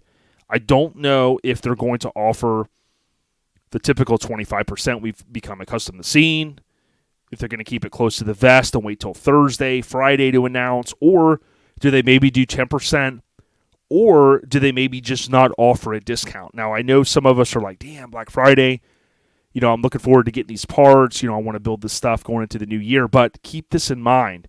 I said this earlier. A lot of companies are struggling just to keep stuff in, okay? I've seen a lot of different companies, a lot of different smaller shops mention, dude, it's hard for us to complete our customers' builds when we don't have the product, okay? So with Airlift, not sure what they're going to do. But I can tell you, if the 25% is there, that's a pretty lucrative discount. I mean, you're starting to get into the territory of a discount that you'd get for like a sponsorship, right? Because that stuff, typically is costing them money, right? It's costing them revenue. Sometimes, obviously, if you're accustomed to building multiple vehicles over the course of time, you might get a deeper discount. But again, 25% is pretty lucrative. We'll have to see if Airlift does that again. Airlift Performance on Instagram. Now, Michigan Metalworks, I follow them. I've always followed them. Always loved what the homie does up there. And on Instagram, Michigan Metalworks, you'll see that he posted a photo of a box. This was on Wednesday. He says he's gotten a lot of messages and emails asking if we're having our annual Black Friday / Cyber Monday / Name Your Price sale this year. And I wanted to let people know that sadly we are not. We will not be doing it this year. It's a combination of things, really. One being that we have an unreal amount of orders on the floor right now. And this sale often buries them in work. They hate telling people it could take up to 12 weeks. He kind of goes on. It's a pretty long post. I read all the way through it. And what I love is he kind of mentioned how the raw materials have went up such an amount, but they have fought to keep the prices at the same level, which I think is really something to be said. So congrats. Now, he does say at the bottom, we have a free shipping coupon active for the orders placed through Monday. So really, you still have that opportunity. It's ship free altogether. But to me, I think it's commendable what they're doing, right? He's addressing that many of us have become accustomed to seeing, like, he would do this cool, like, name your price, tell us, worst I could say is no or not respond or whatever. So, again, I think that's pretty cool. And I tagged one of my buddies in the post because we have seen in the past other control arm companies go out of business for taking too much money from people. We've also seen other companies, I could go on a whole ODB live and uncut, that do a pre-sale of freaking control arms, and 2 or 3 years later, they haven't produced them, which I think is insane. How can you take, 50 or 100 people's money, I mean, hell, one person's money for that matter, and just tell them, I don't know, we might make them again one day. Well, we're going to make them. We just don't know when. Well, in a year? I don't know. 2 years? I don't know.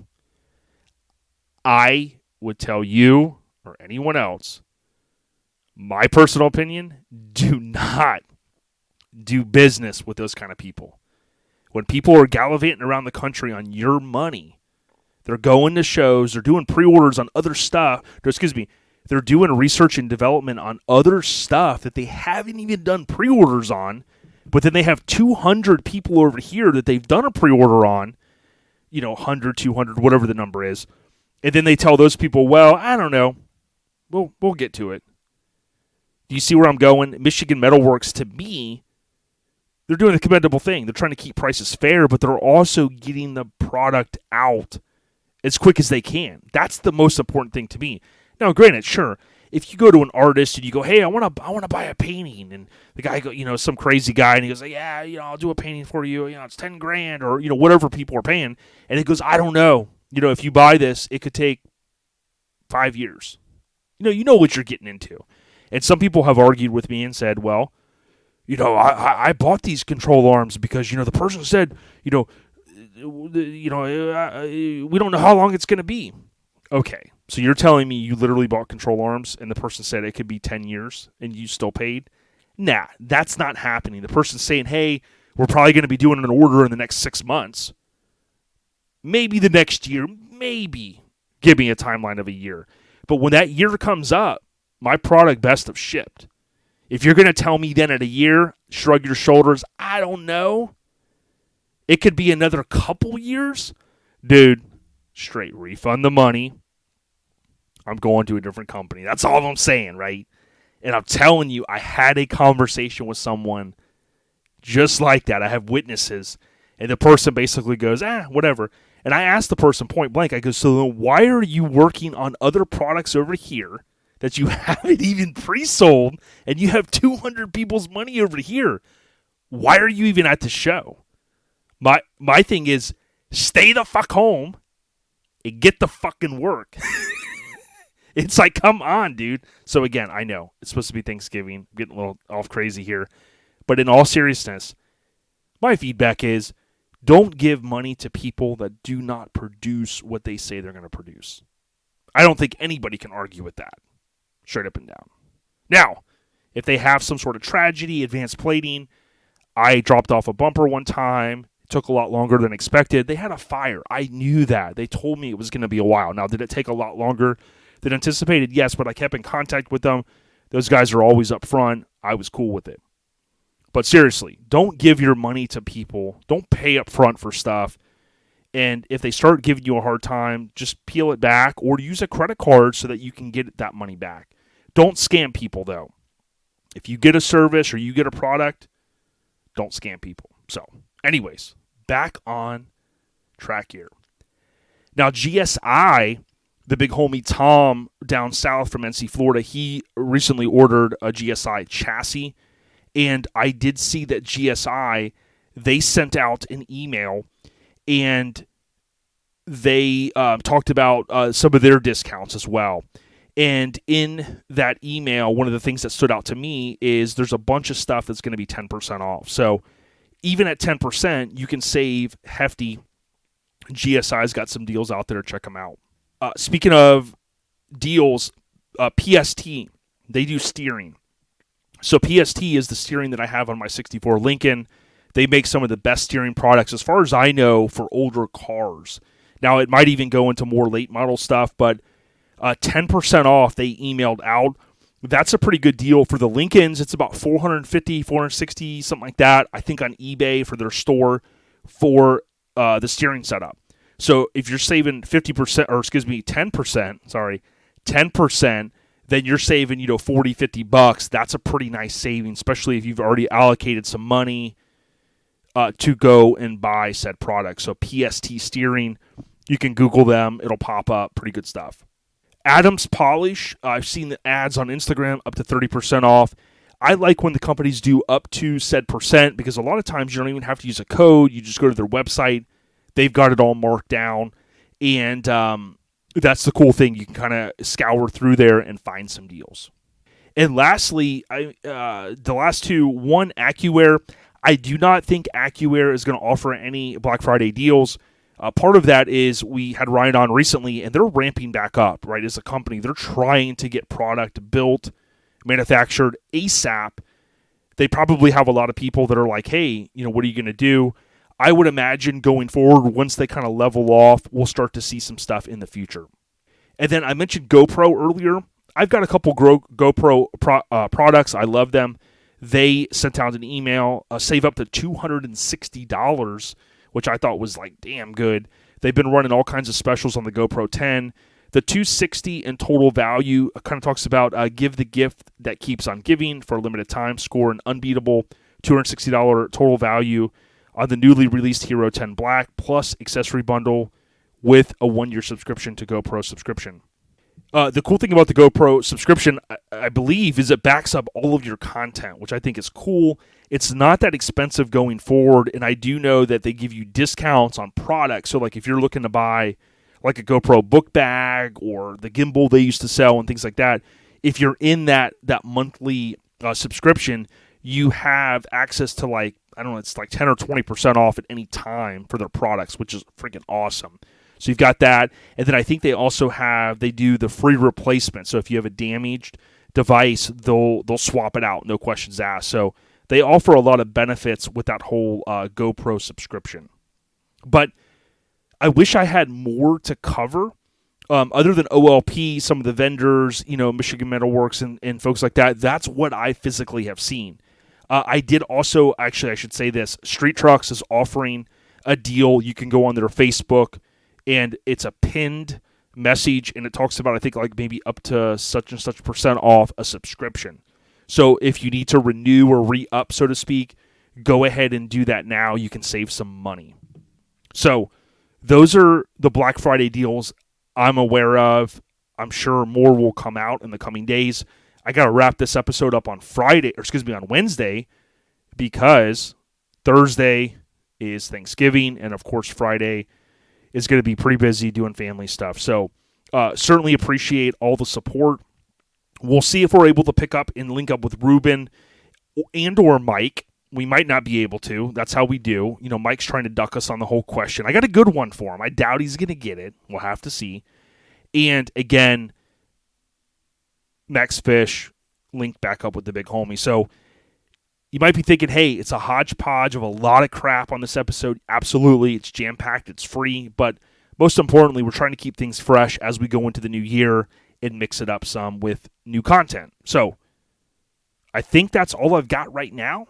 We'll see if we pick anything up. If not, stay on the rise, and we'll hit you guys next week with an all-new episode. Be safe. Happy Thanksgiving, a.k.a. Hanksgiving. Shout out to Hank at Hammered Weekend Wear. Be safe. Yo, so I wrapped up my audio a couple minutes ago, and I mentioned I'm going to try to link up with the big homie, Riggedy Ruben. And Ruben, I'm going to say the same thing to you that I said to Ron earlier.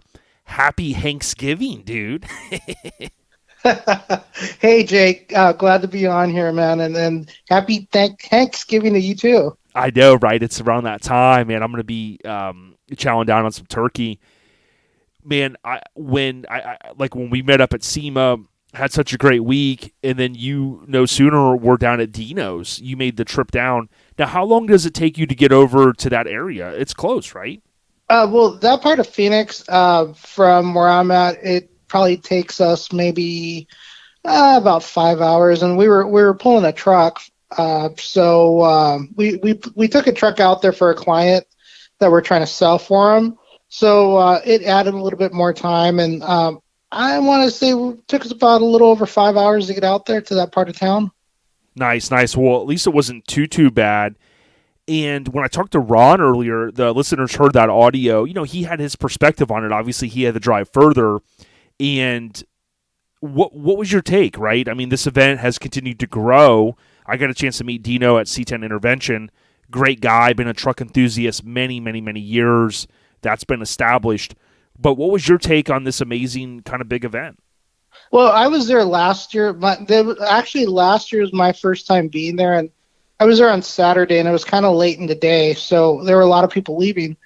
And we drove out there Thursday. Actually, I took Jacob with me, and Chris took both of his kids with him. And so we kind of made it a family outing, and we got out there, like I said, Thursday night, and we were out there kind of bright early Friday, and I couldn't get over the amount of people that were there on a Friday for pretty much a free parking lot, park and walk around and, just hang out. But, the amount of vendors that were there, or, the caliber of vendors, I should say, that were there, and, just the people that came out to this. I mean, it was just incredible for a free event.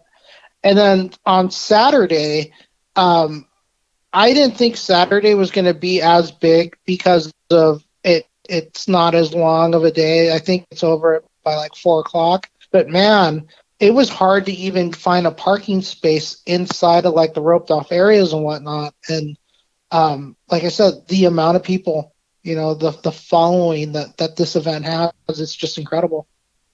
Dino's Get Down, DINOSGIT down.com is the official site. And when I go out there, what's cool is I know he even had like LMC Truck. That's a big name in this whole truck industry. For those kind of companies to be on board, I know Switch Suspension, they're, great friends and all that stuff. And, although I don't know a lot about Dino, when I did meet him, there's no doubt. I mean, you can just, even if you're following him on social media, that like this guy's a truck fiend, dude. Like, I mean, even the panel vans and things like that, panel trucks, and whatnot. It's really pretty awesome. And with social media the way it is now, like you have an event like this that can grow. And to your point earlier, for those that don't know, there's no fee to register. I don't know if you have to register and it's free, but I just know that it's like, their whole thing is Chevy only and it doesn't cost anything.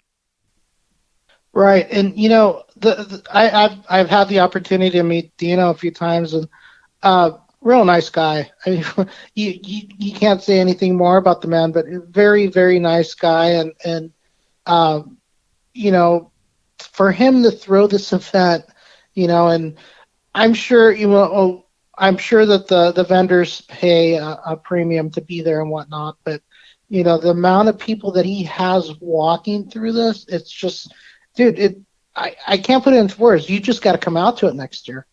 And there's really maybe not a better community of truck enthusiasts, outside of hot rodders that could do something like this, because I've always said this going back years, the C10 community is so, tight knit that, you can be with Dino and his following, he can throw an event, get a venue on board. Obviously, he's kind of had to ratchet up to get to where he's at, but, have a venue allow for this to go down. There's probably certain provisions and stuff like that with the local, jurisdiction and stuff that you got to do. But to be able to get this many people there, it's a cool concept because, boom, you don't pay anything to register.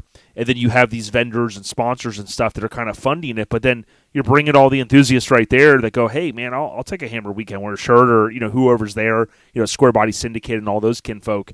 So, dude, the concept, is continuing to show that it can prove its grounds in this truck scene. Right, and proof is in the pudding, because you have people coming in from all over the place, other states, other country. Pat Jobin was there from Canada. Him and his girlfriend Vicky, and it's just it turned into a global event pretty much, and I see it growing even larger than what it was this year. And it's kind of hard to say that because where he has it, and he's already overtaken a large majority of the parking spaces or parking area there at that facility. But I could see it growing even bigger than that.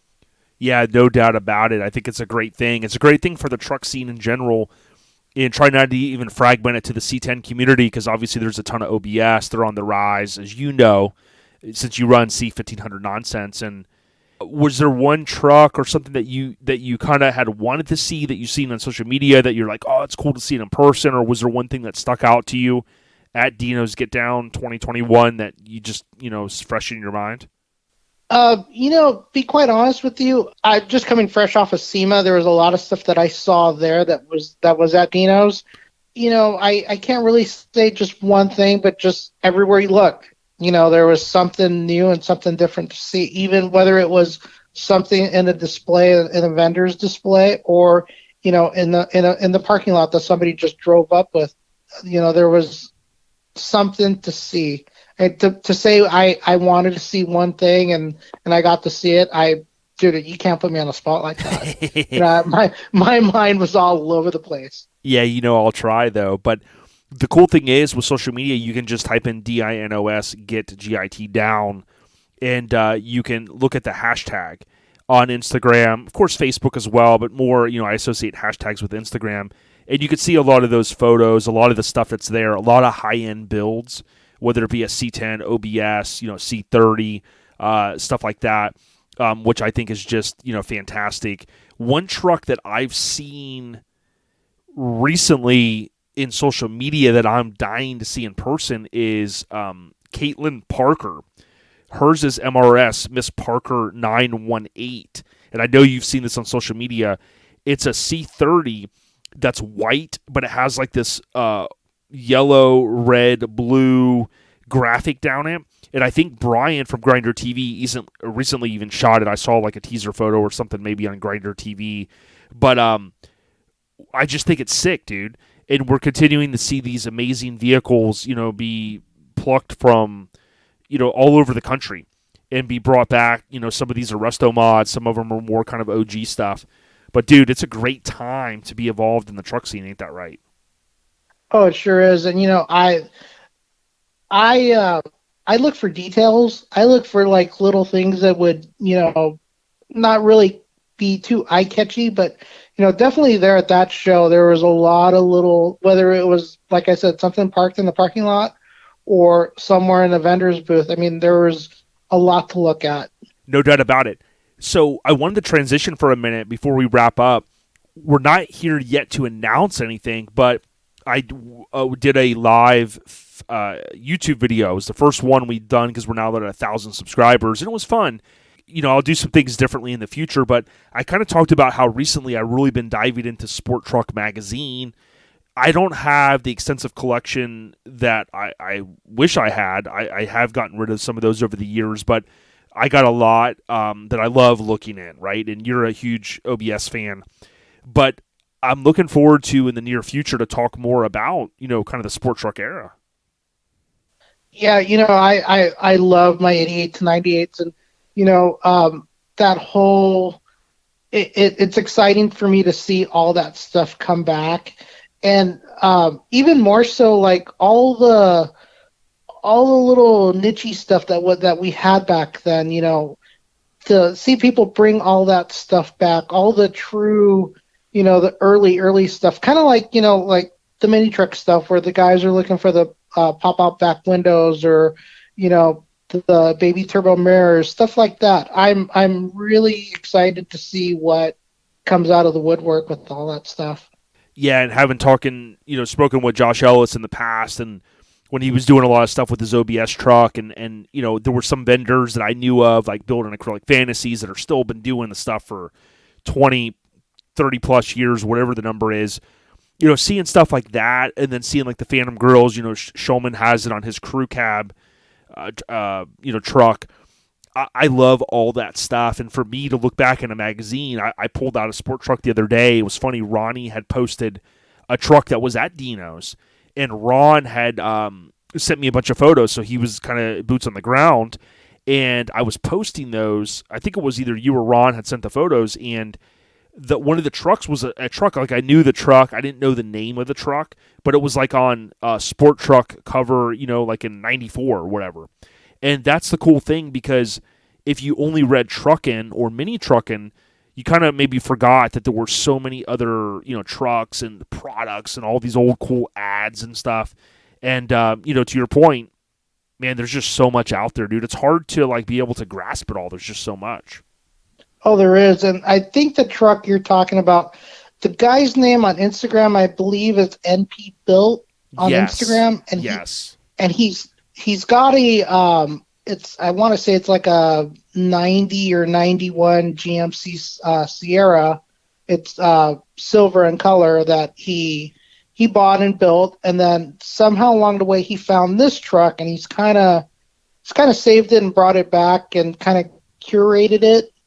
And I got to see I remember seeing that truck years ago. I don't remember where, but I saw it in person once. And I spent, Chris and I and Jacob, we spent a good bit of time looking at it. And in my opinion, it looks just as good as it did then now, and I love seeing that. I love seeing these guys bringing back these old trucks and not changing them, but just, preserving them.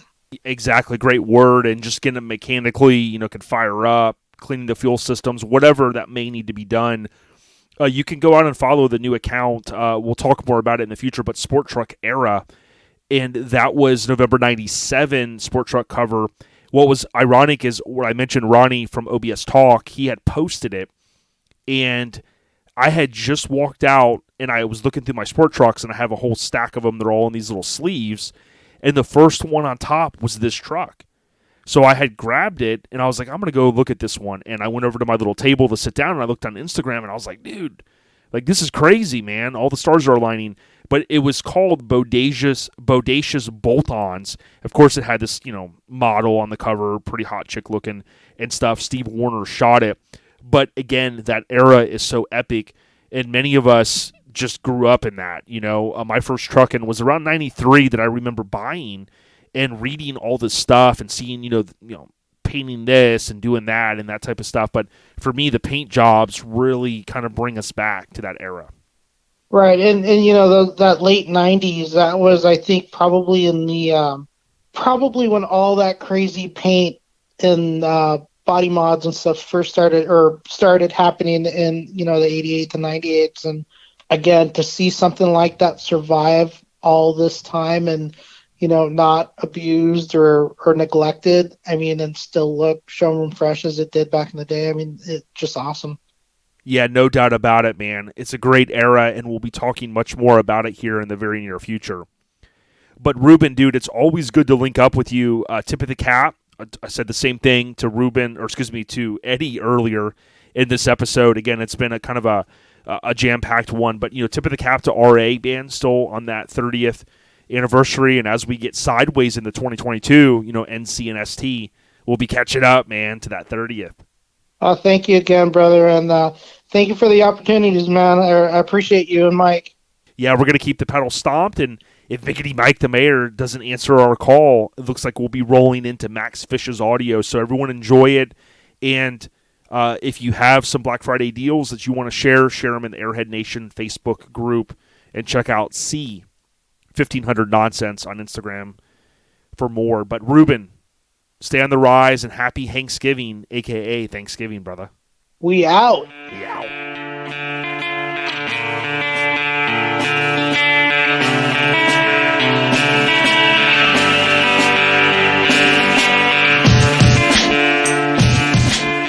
Hey, as I mentioned on this Black Friday episode, we also got a guest. Max Fish is coming back, and just really got an opportunity to sit down and sync up a little bit and see how things are going. And Max, I wanted to thank you so much for just taking a little bit of time. We touched base recently via text.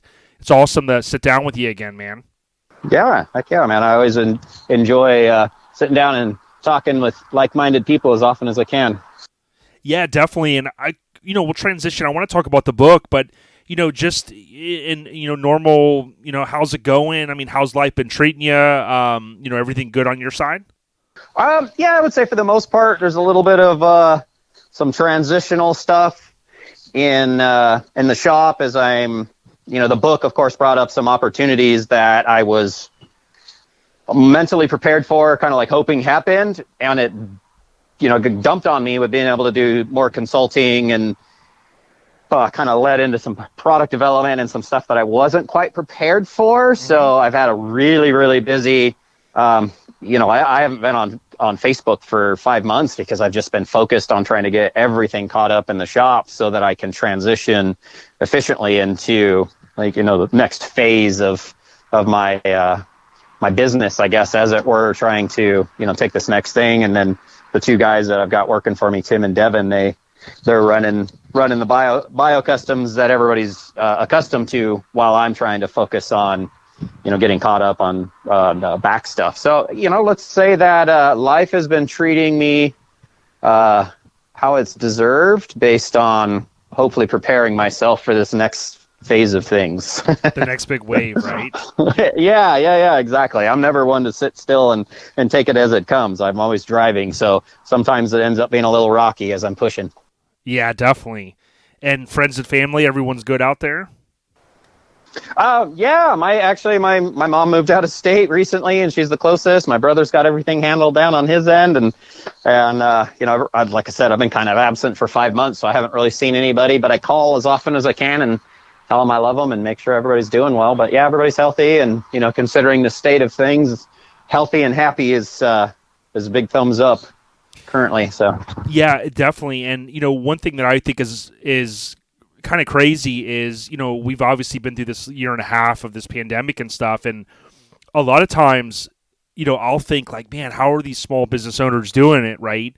And it always makes me think like, man, does just people not have money? Do people not have money to put into the stuff like this, right, with the way things are? But then I hear of, some shops are like, man, we're booked 3-4 years out. Man, dude, our list is, we don't take clients unless it's these big builds and stuff. So it does seem like from a business standpoint, right, money's flowing. It's just the hard thing is getting people to work, or just getting the work done because everybody wants work done. Yeah, I think in my circle of businesses that I talk to, they're all specialty type companies.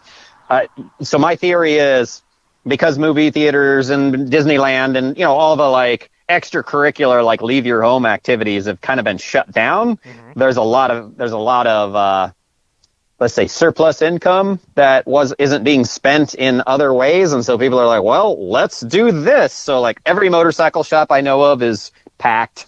I'm booked. Nothing hurt us. We just kept working. I'm personally my own little business entity. I'm booked until the end of next year.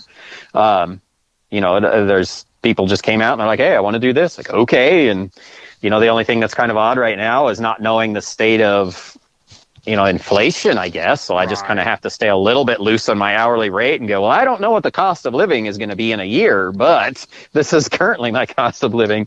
So, this is what my hourly rate is. But other than that, man, anybody I know of that does custom stuff in any broad sense, motorcycles, cars, anything like that, everybody's packed. They're busy.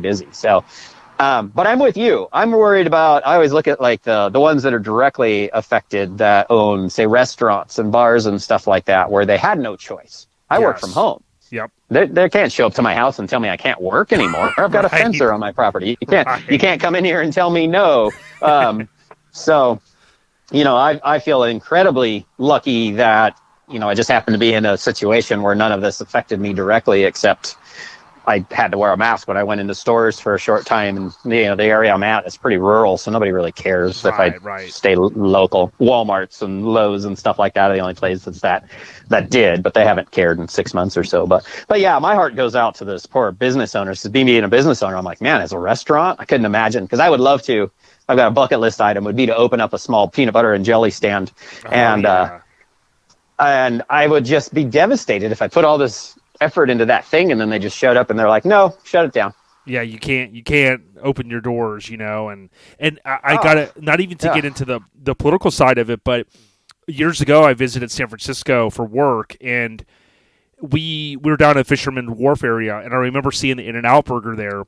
And recently, of course, it was in the news, and I thought to myself, like, I kind of like their stance on it. They said, hey, California, we don't want to be the vaccination police, so we're just going to shut down the inside. Like, we just won't take anyone in, And I can understand that, because think about, like, if you're 15, well, not 15, but let's say you're 20 years old and you're working there, or whatever age, and then your manager goes, well, hey, Max, when every customer comes in here, you need to check their vaccination card. I mean, you're going to kind of be like, dude, like, I mean, imagine, I wouldn't want to ask someone that. Yeah. So. Not our place as individual humans. It's not our place to police other humans. Right. That's really it. Like, what are you going to do? Pull someone over who's doing 75 past you and be like, excuse, sir, you're doing 75. I'm going to have to pull you over. Like, where does the line get drawn at that point? And I'm not okay with that, right? Yeah, it's pretty crazy. Well, let's transition to the topic of, I wanted to congratulate you. I know you've been busy, and I know you weren't able to make it to Vegas, but you were the class of 2020 Mini Truck Hall of Fame inductees for Builder. So, dude, tip of the cap, Max. Yeah, thank you. It was kind of it was weird because I don't go to shows. I'm not active in the industry, as it were, like outwardly. I'm at home, I'm doing the thing, and of course I interact with as many people as I can, trying to help out suspension design wise and stuff. But I've always kind of placed myself as more of a teacher, guide. Let's make sure you don't hurt yourselves when you're going to the shows, when you're going out there. So it was kind of came as a surprise, because it's always been like, it's never what I did this for. If you would have asked me, literally, people asked me when I was young and I first started this, they're like, what are you trying to do? I'm like, well, I'm not trying to get rich. I know better. I'm a starving artist and always will be. All I ever want is for people to respect what I do. And that's pretty much that thing that you get to hang on the wall that says, I just won the award that people respect what I do, right? Yes. And because it's not like they don't hand out awards for people respect what you do, really. It's not like a thing, but that's like the closest I'll ever get to having that certificate of people respect what you do hanging on the wall. So I thought, man, I don't even know exactly how to take it, because it's not why I do this, but that's the closest I'm going to get to that end goal of, how do I achieve this? Well, there it is. That's how I'm going to achieve this. So. Yeah, it's a great great take. Yeah, thank you. I was going to say, it's that and book sales. Obviously, every sale of a book is like, hey, I appreciate what you do. Thank you. And here's some money. So that's, not terrible either. But yeah, and speaking of that, I wanted to ask you, before we talk a little bit about some of the things you've been working on, the consulting and all that stuff, when we had you on before, Max, we were excited, the book was launching and things like that. Overall, I mean, obviously it was a pet project of yours for a long time, and you did a lot of work into it, put a lot of work into it, rather. How would you say it's went so overall? Better than expected. Even from day one, my pre-orders were more than I ever thought I'd ever sell. Ever was just pre-orders. When I first put it together, I was like, man, if I could sell 250 copies of this would be grand. Right. And then I was like, oh shit, I might actually sell 500 copies. And then meanwhile, pre-order was like 4,000 copies or something, 3,500 copies. I don't remember exactly what it was, but it eclipsed that by quite a bit. And then, I think at this point I've sold over 6,000 copies and, just get more orders every day. And since I haven't been on Facebook, I haven't really been able to market it. I've got the same stale ad that's been out there for 5 months that keeps doing its job and people keep buying the book. So, I'm looking forward to getting back out there. But yeah, man, as far as like how, did the book do what I wanted it to? Heads and shoulders better than I wanted it to. I'm elated. So yes. Oh yeah. Yeah. And that's awesome because, when I went through it and I, read a lot of the stuff, a lot of it's over my head. Right. And you're very, particular with your stuff and you know all that stuff inside and out, stuff I don't know, but I look at it and say, wow, man, it's so awesome that someone like yourself could have this knowledge and put it down on paper. My dad used to say you could read a book from a guy or a lady that took their whole lifetime to learn something, and you can read this book and get the knowledge, right? So to me, for you to spend the time to put it on paper, that was freaking awesome. Thank you. Yeah, it's for me, it felt like I kind of had to pay it forward because everybody had helped me out because I couldn't find the information, but I worked near enough to people who built race cars and stuff that they they shared the information with me. But as I'm out there reading all these books, either they were too clinical or that some of them had poor information. I'm like, man, somebody's got to do something about this, especially for the mini truck crowd, like just the bagged crowd in general. But of course, me being in the mini truck world, like, dude, nobody cuts apart cars like mini trucks. The only thing that's close to that is off-road guys, like serious off-road guys. Yep. Other than that, like I bagged my Lamborghini. Well, what, you installed some air strut coilo or like, there's nothing particularly special about even a bagged Lamborghini. I don't care that it's a $250,000 car. It's an easy job. Mini truck, you cut the entire back half of a truck off and start from scratch, right? Or some of these guys that are just starting from, just pull the cab and the bed off and then start from 100% scratch. Like, who else does that? Don't get me wrong. There's people that are doing that, but not in the way mini truckers are, where some dude who just spent $3,500 on his first truck tears it apart in his backyard and knows nothing about anything. And he's like, nope, I'm doing this, right? So it was just a unique industry that needed real help from somebody who could speak like a human rather than a clinician, because that takes all the fun out of stuff. It makes it to where nobody wants to read it if it's too clinical. So, it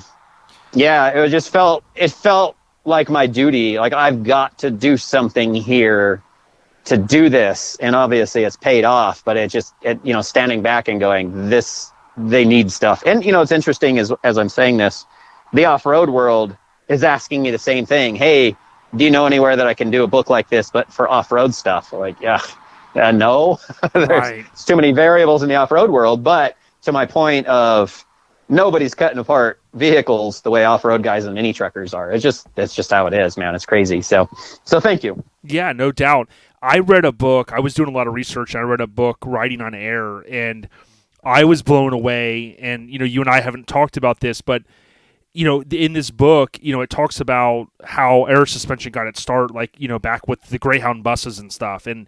But towards the beginning of the book, it even talks about how really it even goes back to, like, believe it or not, this is crazy to some people, it goes back to like the 1847 it had mentioned, where they talked about like horse-drawn cabs and basically trying to come up with this concept of like using like an air spring, so to speak, not like what we do today. I think it was like even like a more basic process of it, but just the thought of it was back that long ago. And then you look like to the mid 1900s and the Greyhound buses and stuff, right? So then you get to the 90s and then Gendros starting to put bags on trucks. So it's come a long way. That's all I can say.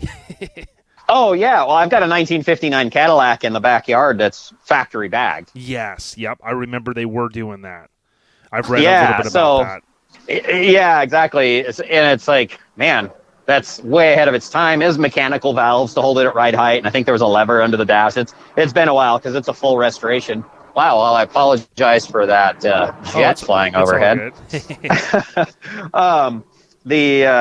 It's a restoration, so I don't remember exactly how it's actuated, but yeah, all the way back in '59, and I know they were earlier than that. If it's on the civilian market, it's been around longer than that, right? Exactly. So, it is kind of crazy. Yeah. Well, speaking of... I think there's still a lot... I'm sorry, I just wanted to hit this too real quick, is we feel like we've made so much progress with airbags because now people kind of... I honestly think there's still a lot of new, learning to do about how to make airbags do what we want it to in the same way, not in the same way that steel springs do, but in a way where we can hit more reliable targets. The way you can with a steel spring, if you want it to ride softer, you just change out to a softer spring and you change the preload a little bit, and we get this very deliberate ride quality. I believe that there's still a lot of headspace in the airbag world to where we can get there, and it's a lot of what I've got in my head of how do we achieve this next level. Okay, we've got the suspension geometry kind of figured out. Now how do we get to this next level of deliberately picking an airbag, and how do we tune that for specific ride quality? I think there's a lot of stuff there, and it's something I've got working on in my brain of how to achieve it. Yeah, pretty awesome. And obviously maybe a 2.0 volume down the road, we'll just have to see. But yeah. I know one thing of content, a contention for a lot of people that talk about this. I was just talking to someone that used to work at Counts Customs this past weekend, and we've had guests on before. We talk about, some people think you got to have the biggest compressors, and then they're like, well, I've got big tanks and big compressors, but that isn't always the answer, because then you're constantly filling the big tank and you don't need that much air.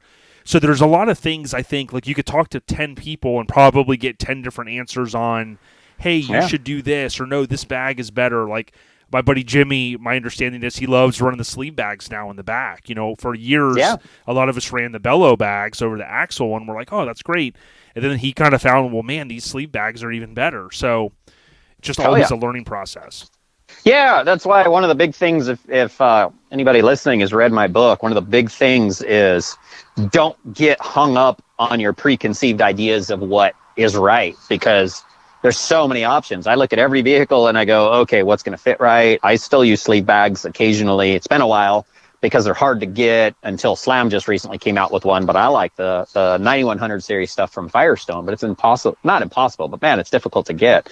But I was using those back in early 2000s, when they were literally still had a Ford logo on the side of them because they came off of the Explorers or Expeditions or whatever they were. Yeah, and Ford's like, yo, Firestone, why are you selling our bags with a Ford logo still on them? But yeah, the sleeve bags, there's an application really for every bag. There's no one rule for where a sleeve should go and all the bags should go. So yes, you're right. Everybody's got opinions on how things should ride, how to install them, what works best. And I love seeing everybody's opinions on what works, because a lot of times I'm like, fuck, I'd never thought about that. What a great idea. And then go, okay, just added that to my repertoire of, hey, next time maybe that'll work. I love it. You can go to airsuspensionbook.com and you can see the book that Max is talking about, originally published, I think, technically April 2019. And, I mean, for a great price, it would make a great, holiday gift, Christmas gift. Get out there and check it out. Pretty cool stuff. I'm excited about it. Talk to us about, has that opened other doors? You mentioned consulting and things like that, and you and I had talked before, and you talked a little bit about, man, you want to do more of that, but does that turn into something where a company hits you up and goes, hey, we want you to help us develop a kit? Where are you at mindset-wise now? Yeah, totally. And before I go down that conversation path, man, if I don't remember to say hi to Cassidy, I'm going to get a really nasty text here after this thing publishes. Oh, nice. So hi, Cassidy. Cool. Anyways, now that that's out of the way, yeah, I've actually had several people. I do a lot more stuff, probably one or two a week at this point, where it's kind of split, maybe 70-30, where 70% are do-it-yourselfers, who don't have enough experience building. They're like very skilled fabricators, but don't have enough experience with suspension. Having read the book and going, man, I would really like to have that guy's input to make sure I don't spend months and thousands of dollars building this and then ends up driving like shit. I wonder if I could get this dude on the phone and just, pick his brain. I get a lot of that, that's my favorite. It's not as profitable just because I end up talking to them for 1 hour and then they're off and they do their thing. But that's the most rewarding, is somebody that goes, I have this wonderful idea. I see that how, what you're doing. Please make sure I don't make any mistakes or save me from my own mistakes. And then, I get them kind of pointed in the right direction, and we chat here and back and forth, and they send me some ideas, and I just keep them kind of pointed. I love that. That's my favorite. But I've had a few companies hit me up for straight up product development. One of my favorites was a company that they're a kind of a short run prototyping company here in Southern California, where all they do is high end one-off projects, military, some of them military spec. They built the jet on the Top Gun movie. The new Top Gun movie? Has that come out? No, it got pushed back a few times, but it's coming out soon. Yeah. So there's a stealth, and I never even saw. I worked for this company for three months, and they've got a picture hanging on the wall, but it's got a sheet in front of it that says coming soon. I couldn't even see a picture of it, but like I had to sign in every day as non-disclosure type stuff to even walk in the door and do my thing. But they had a project that was suspension related that they brought me in, and they're like, well, you can't tell anybody, and this is what we're doing. And I developed this really, really cool project. And, kind of going back to, I love hearing other people's ideas. So I sat down and I spitballed. This was kind of a really, really cool, very humbling thing. Here I am, the superhero of suspensions, talking to this guy who's a straight computer geek and knows very, very little about suspension design. And we're trying to figure out how to navigate this very specific, difficult problem. And we're in front of a dry erase board. And I'm like, well, this is my idea. And he's like, well, this is my idea. And this guy's like absolutely brilliant, Mensa level IQ, just no mechanical, very, very little mechanical understanding. And he's spitballing ideas. And I'm like, man, this guy just barely has a fundamental idea of how suspension works. And he's like, well, I thought this and I thought this. And I'm like, oh my God, dude, that's brilliant. Yes. I was like, okay, so I erased my whole side of the board, and I'm like, let's take that. Let's talk about this. And we ended up building this hybrid design that used his fundamental idea, and then I turned it into a viable system. But I never would have come up with the idea that he did as somebody who knows nothing about suspension. And he came up with this super wild, off the wall idea, and I'm like, dude, what the hell? And now the company, last I talked to them, they're like, we're talking about patenting this design. I'm like, well, I should have charged you guys more. Right. That's awesome. Like I've done, a company in Australia hit me up, and they're designing some stuff, and they needed me to like refine. They're a bunch of brilliant engineers, same sort of company, brilliant engineers, but none of them are suspension guys. So they designed all this crazy stuff, drove it on the street, and they're like, it's a sketch as hell. Can you look at our idea and see what's going on? And so I kind of like shored up all of their points and said, here, do this. This should get you into something that's not scary to drive. Because my primary focus when somebody says, hey, design me something, is how do we net a positive driving experience? Not how do we get down the track fastest? How do we corner the quickest? It's none of those things. When we're bagging a car and you just want to get this truck to lay on the ground and it's all beautiful and all the things, you don't care how fast it is in the quarter mile 99% of the time, or how fast it takes corners. Yes. You don't want that thing to drive sketch. You want to be able to get out of your Honda Accord and into your truck or whatever other car you drive and get into your truck and not be afraid of it. You just want it to drive normal. Yep, I agree. So how does the end goal become just what I call a positive driving experience?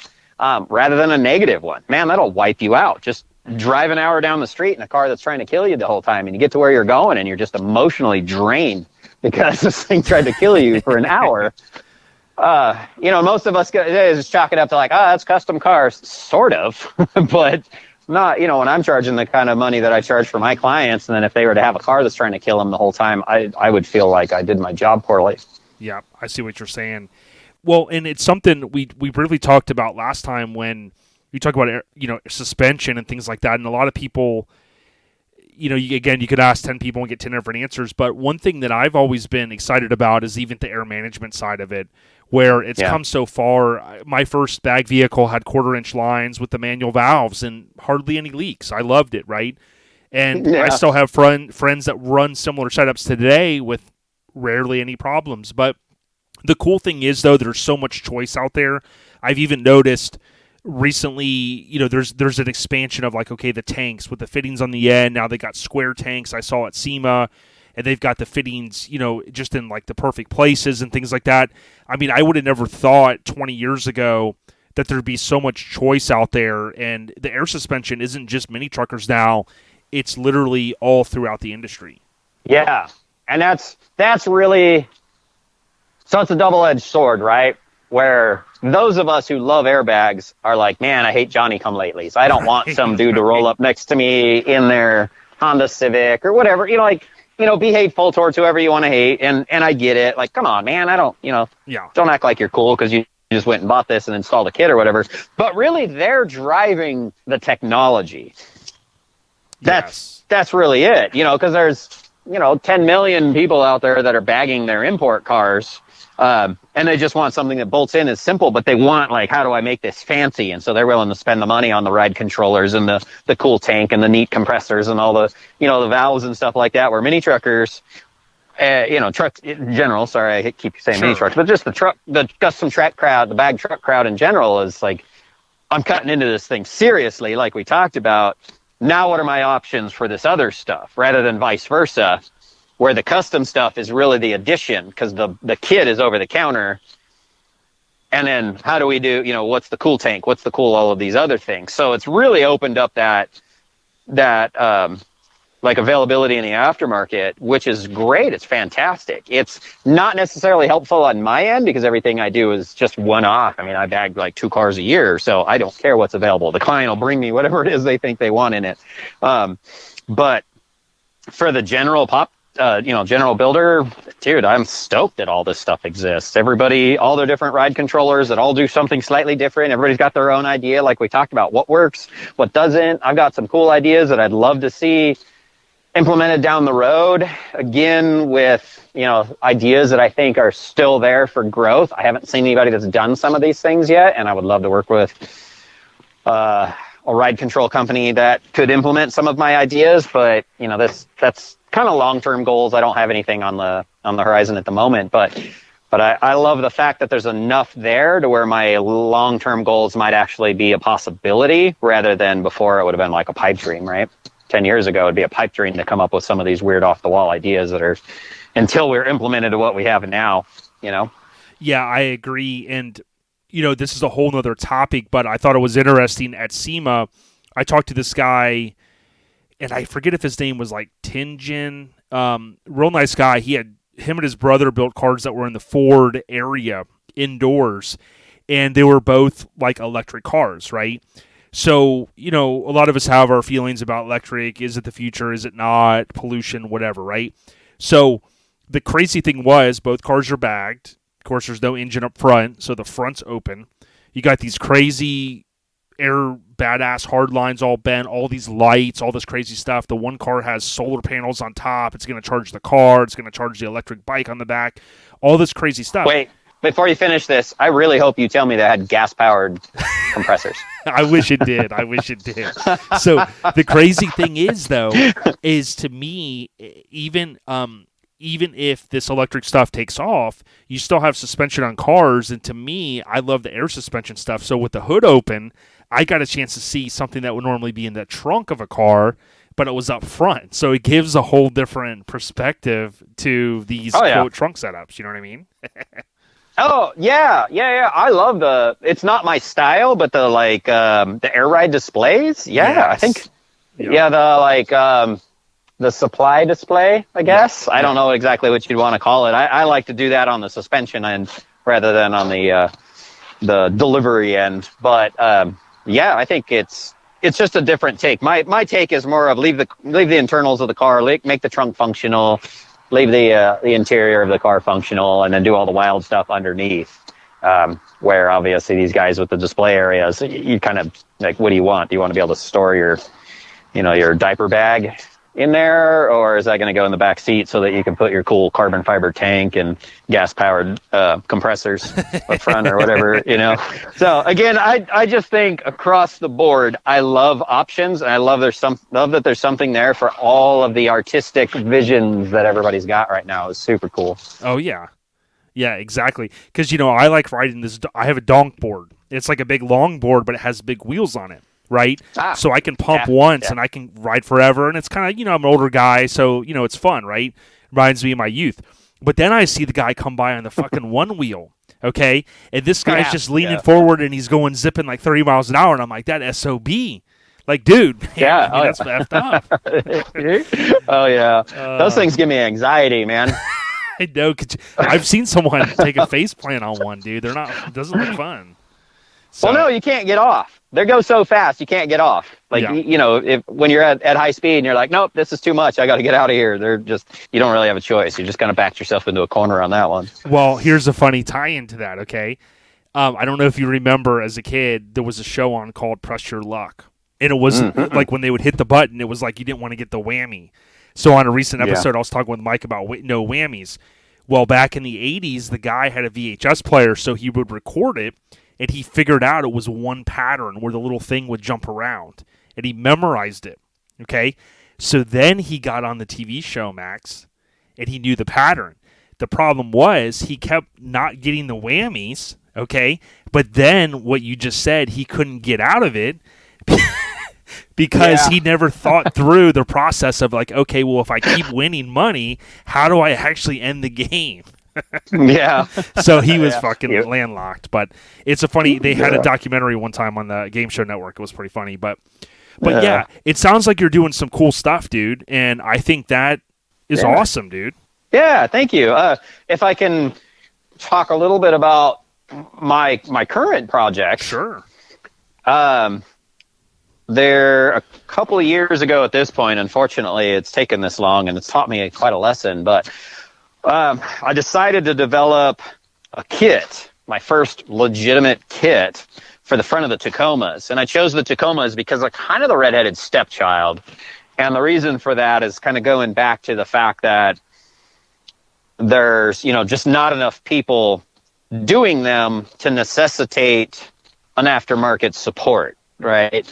But the thing is there's plenty of people doing the Tacomas. What doesn't necessitate the aftermarket support is the fact that you could just like flip a ball joint, right? You could just, anybody with the first generation Tacomas, we all know that you can just make the spacers and you can move around the strut rod and move the ball joint spacer on top and flip the ball joints on the upper arm. And then all of a sudden you get a Tacoma that'll lay on whatever wheel you want. Who cares the fact that you just fucked off the suspension geometry? It got down. So because it got there, for the backyard dude who was doing it simply means there's not enough drive for actual aftermarket support in, say, by way of a drop spindle or something like that. So because of that, Tacomas went super ignored. Where obviously the opposite of that being S10s, where everything exists for an S10. So I've been building drop spindles for the Tacoma for a while, but it was like a modified factory spindle that swapped it over to a uniball because it's kind of what it took to get there. The stock ball joint kind of limited the travel. It was a weird anomaly on them.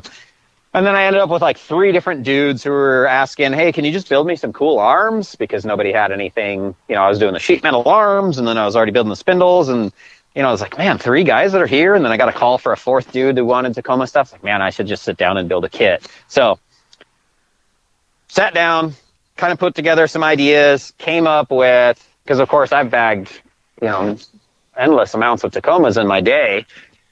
And I know where they fail. I worked for a dealership when they first came out, and I remember the first 95 and a half Tacomas all had recalls because they were tearing the frames off in the front end.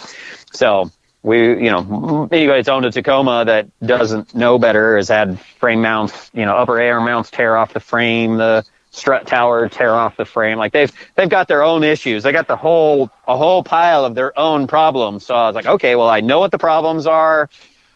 I already build drop spindles. I know what the geometry is. I know how to fix all of the Tacoma problems. So I sat down and I went, you know what? I'm going to develop a super high-end, super premium Bilstein shocks designed fundamentally around a slam bag, but with options, because not everybody is a fan of slam, which was fine. I don't want to pigeonhole anybody. So I made all kinds of like universal options, but developed this kit that did everything any mini trucker would want. Looking at it from, you're talking about you being an old guy. I'm an old guy. I want something that drives nice. Got my BMW. If I can't get a truck and it drive at least close to what my BMW does, it's not fun because it's an older BMW. It should at least be decent, So developed this entire kit, took some pre-orders. Dude, this thing took me 2 years to get. I'm just now shipping some of the last of my pre-orders, and I only took 10 pre-orders. Oh, really? Okay. Oh, man, it destroyed me. And in the process, I realized, man, I love developing kits. I love developing products. I am not a production company. I see. Yeah, two totally different spectrums. One's more fun to you. The other one's like more tedious. Oh, tedious, riddled with problems. I don't want to sit down at a TIG all day long. It's a whole bunch of things. So I reached out to a client who's become a friend, Andy, at Hell's Gate Hot Rods up in Idaho, and said, hey, I've got this kit. I don't want to do this.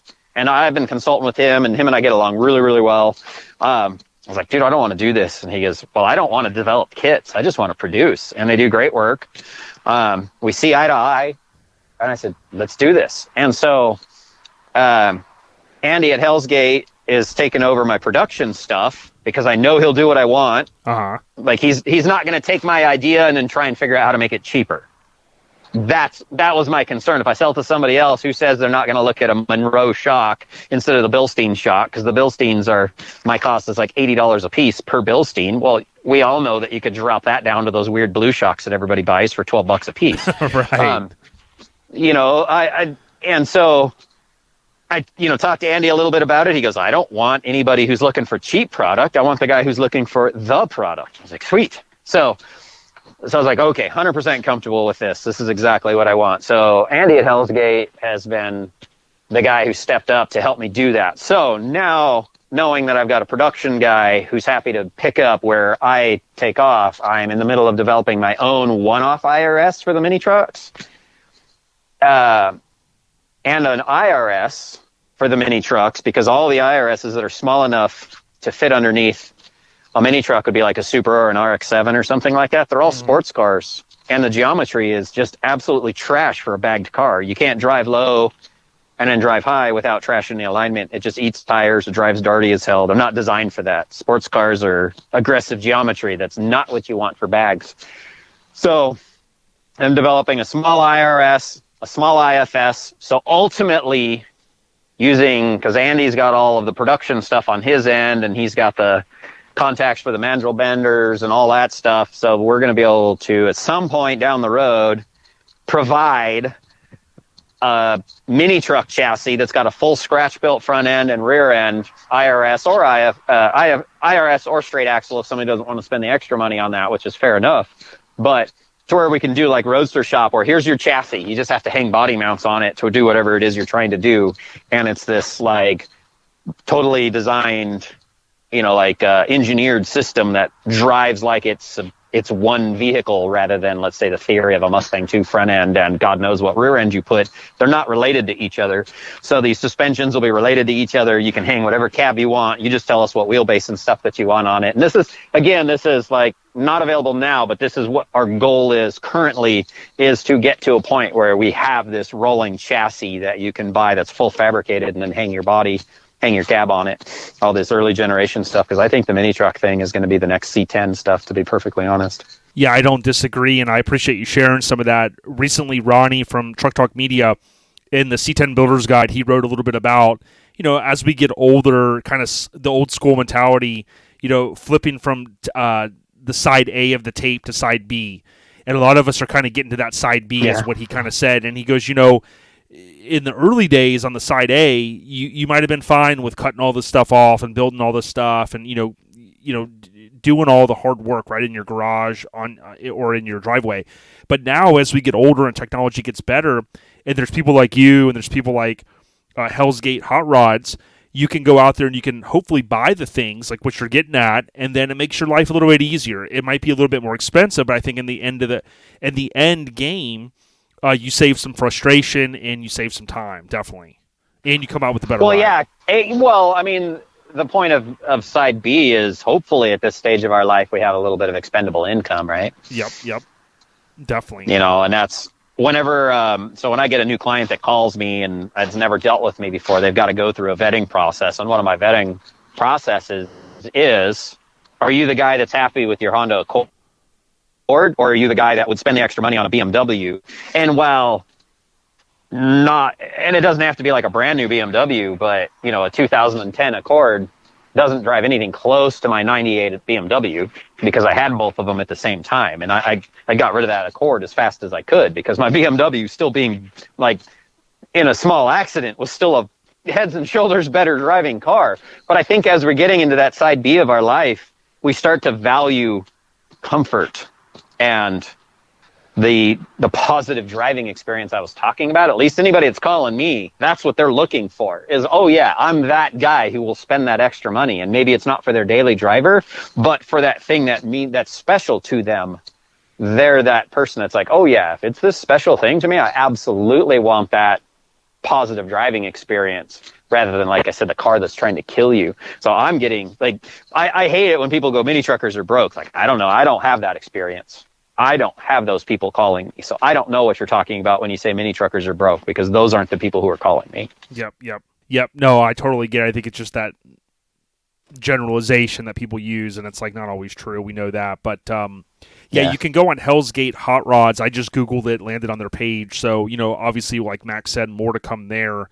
Yeah, man, it sounds like you got a lot of cool stuff going on, and I love hearing it. Yeah. I'm super excited. Like I said, this kind of hellish past 5 months where I've been killing myself trying to get there. And, I joked about it a little bit earlier when our little pre-talk, where I said I would have killed myself like this for a client for SEMA. Why wouldn't I do it for myself? And this is where I'm at now is well, I didn't get to SEMA and it wasn't the goal, but the goal was I have to kill myself to get to this stage to where I can start looking forward to exactly what I'm talking about. Because I got to squeeze my book in there. I've got all the fun little products. I got, my client, the clientele base that I'm going after are these guys that are looking for this really finite niche. Because if you want to follow my personal stuff, we haven't even talked about this. I've kind of bifurcated internally. BioCustoms is Tim and Devin that are still doing what everybody else has traditionally known BioCustoms for doing on Instagram.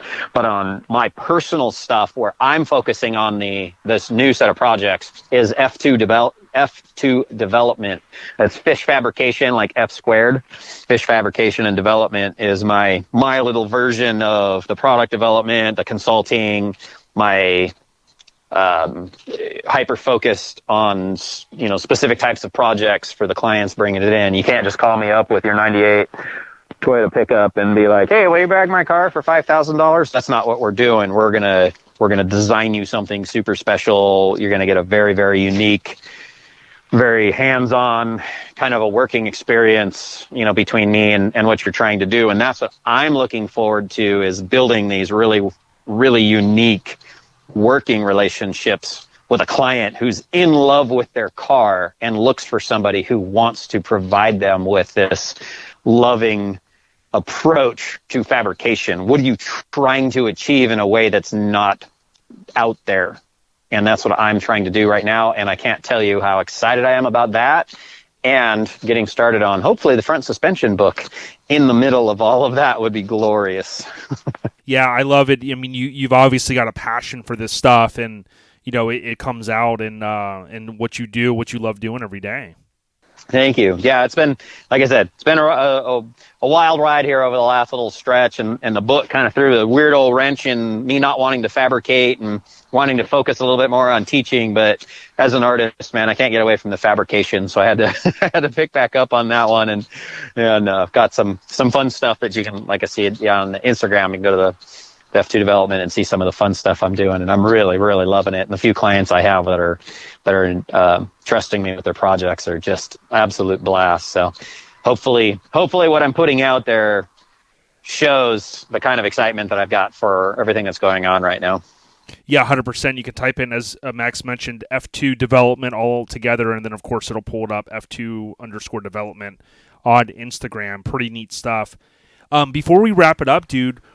Yeah. I mean, this isn't an easy topic, but I did want to just say rest in peace to our friend Ernie. You were closer than most. I got a chance to talk to Steve a little bit at SEMA, talk about, low 6'4" SS, and, just our condolences, to your friend who you lost.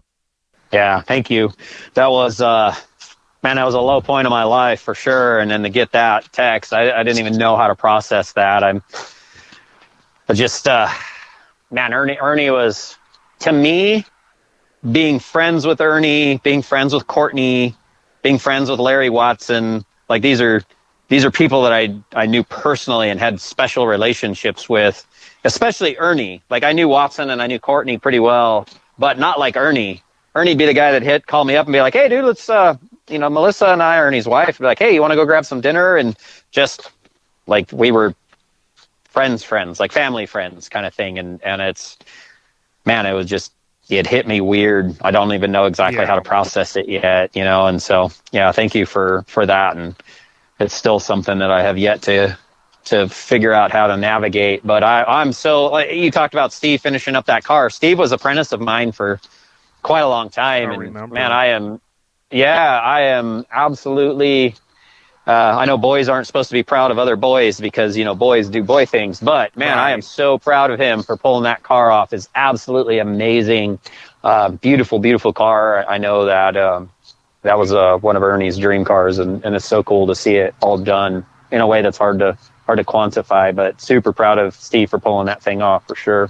Yeah, definitely. And, obviously it's a lot like, with my dad. I lost him 4 years ago, and I sometimes have to just block it out. You know what I mean?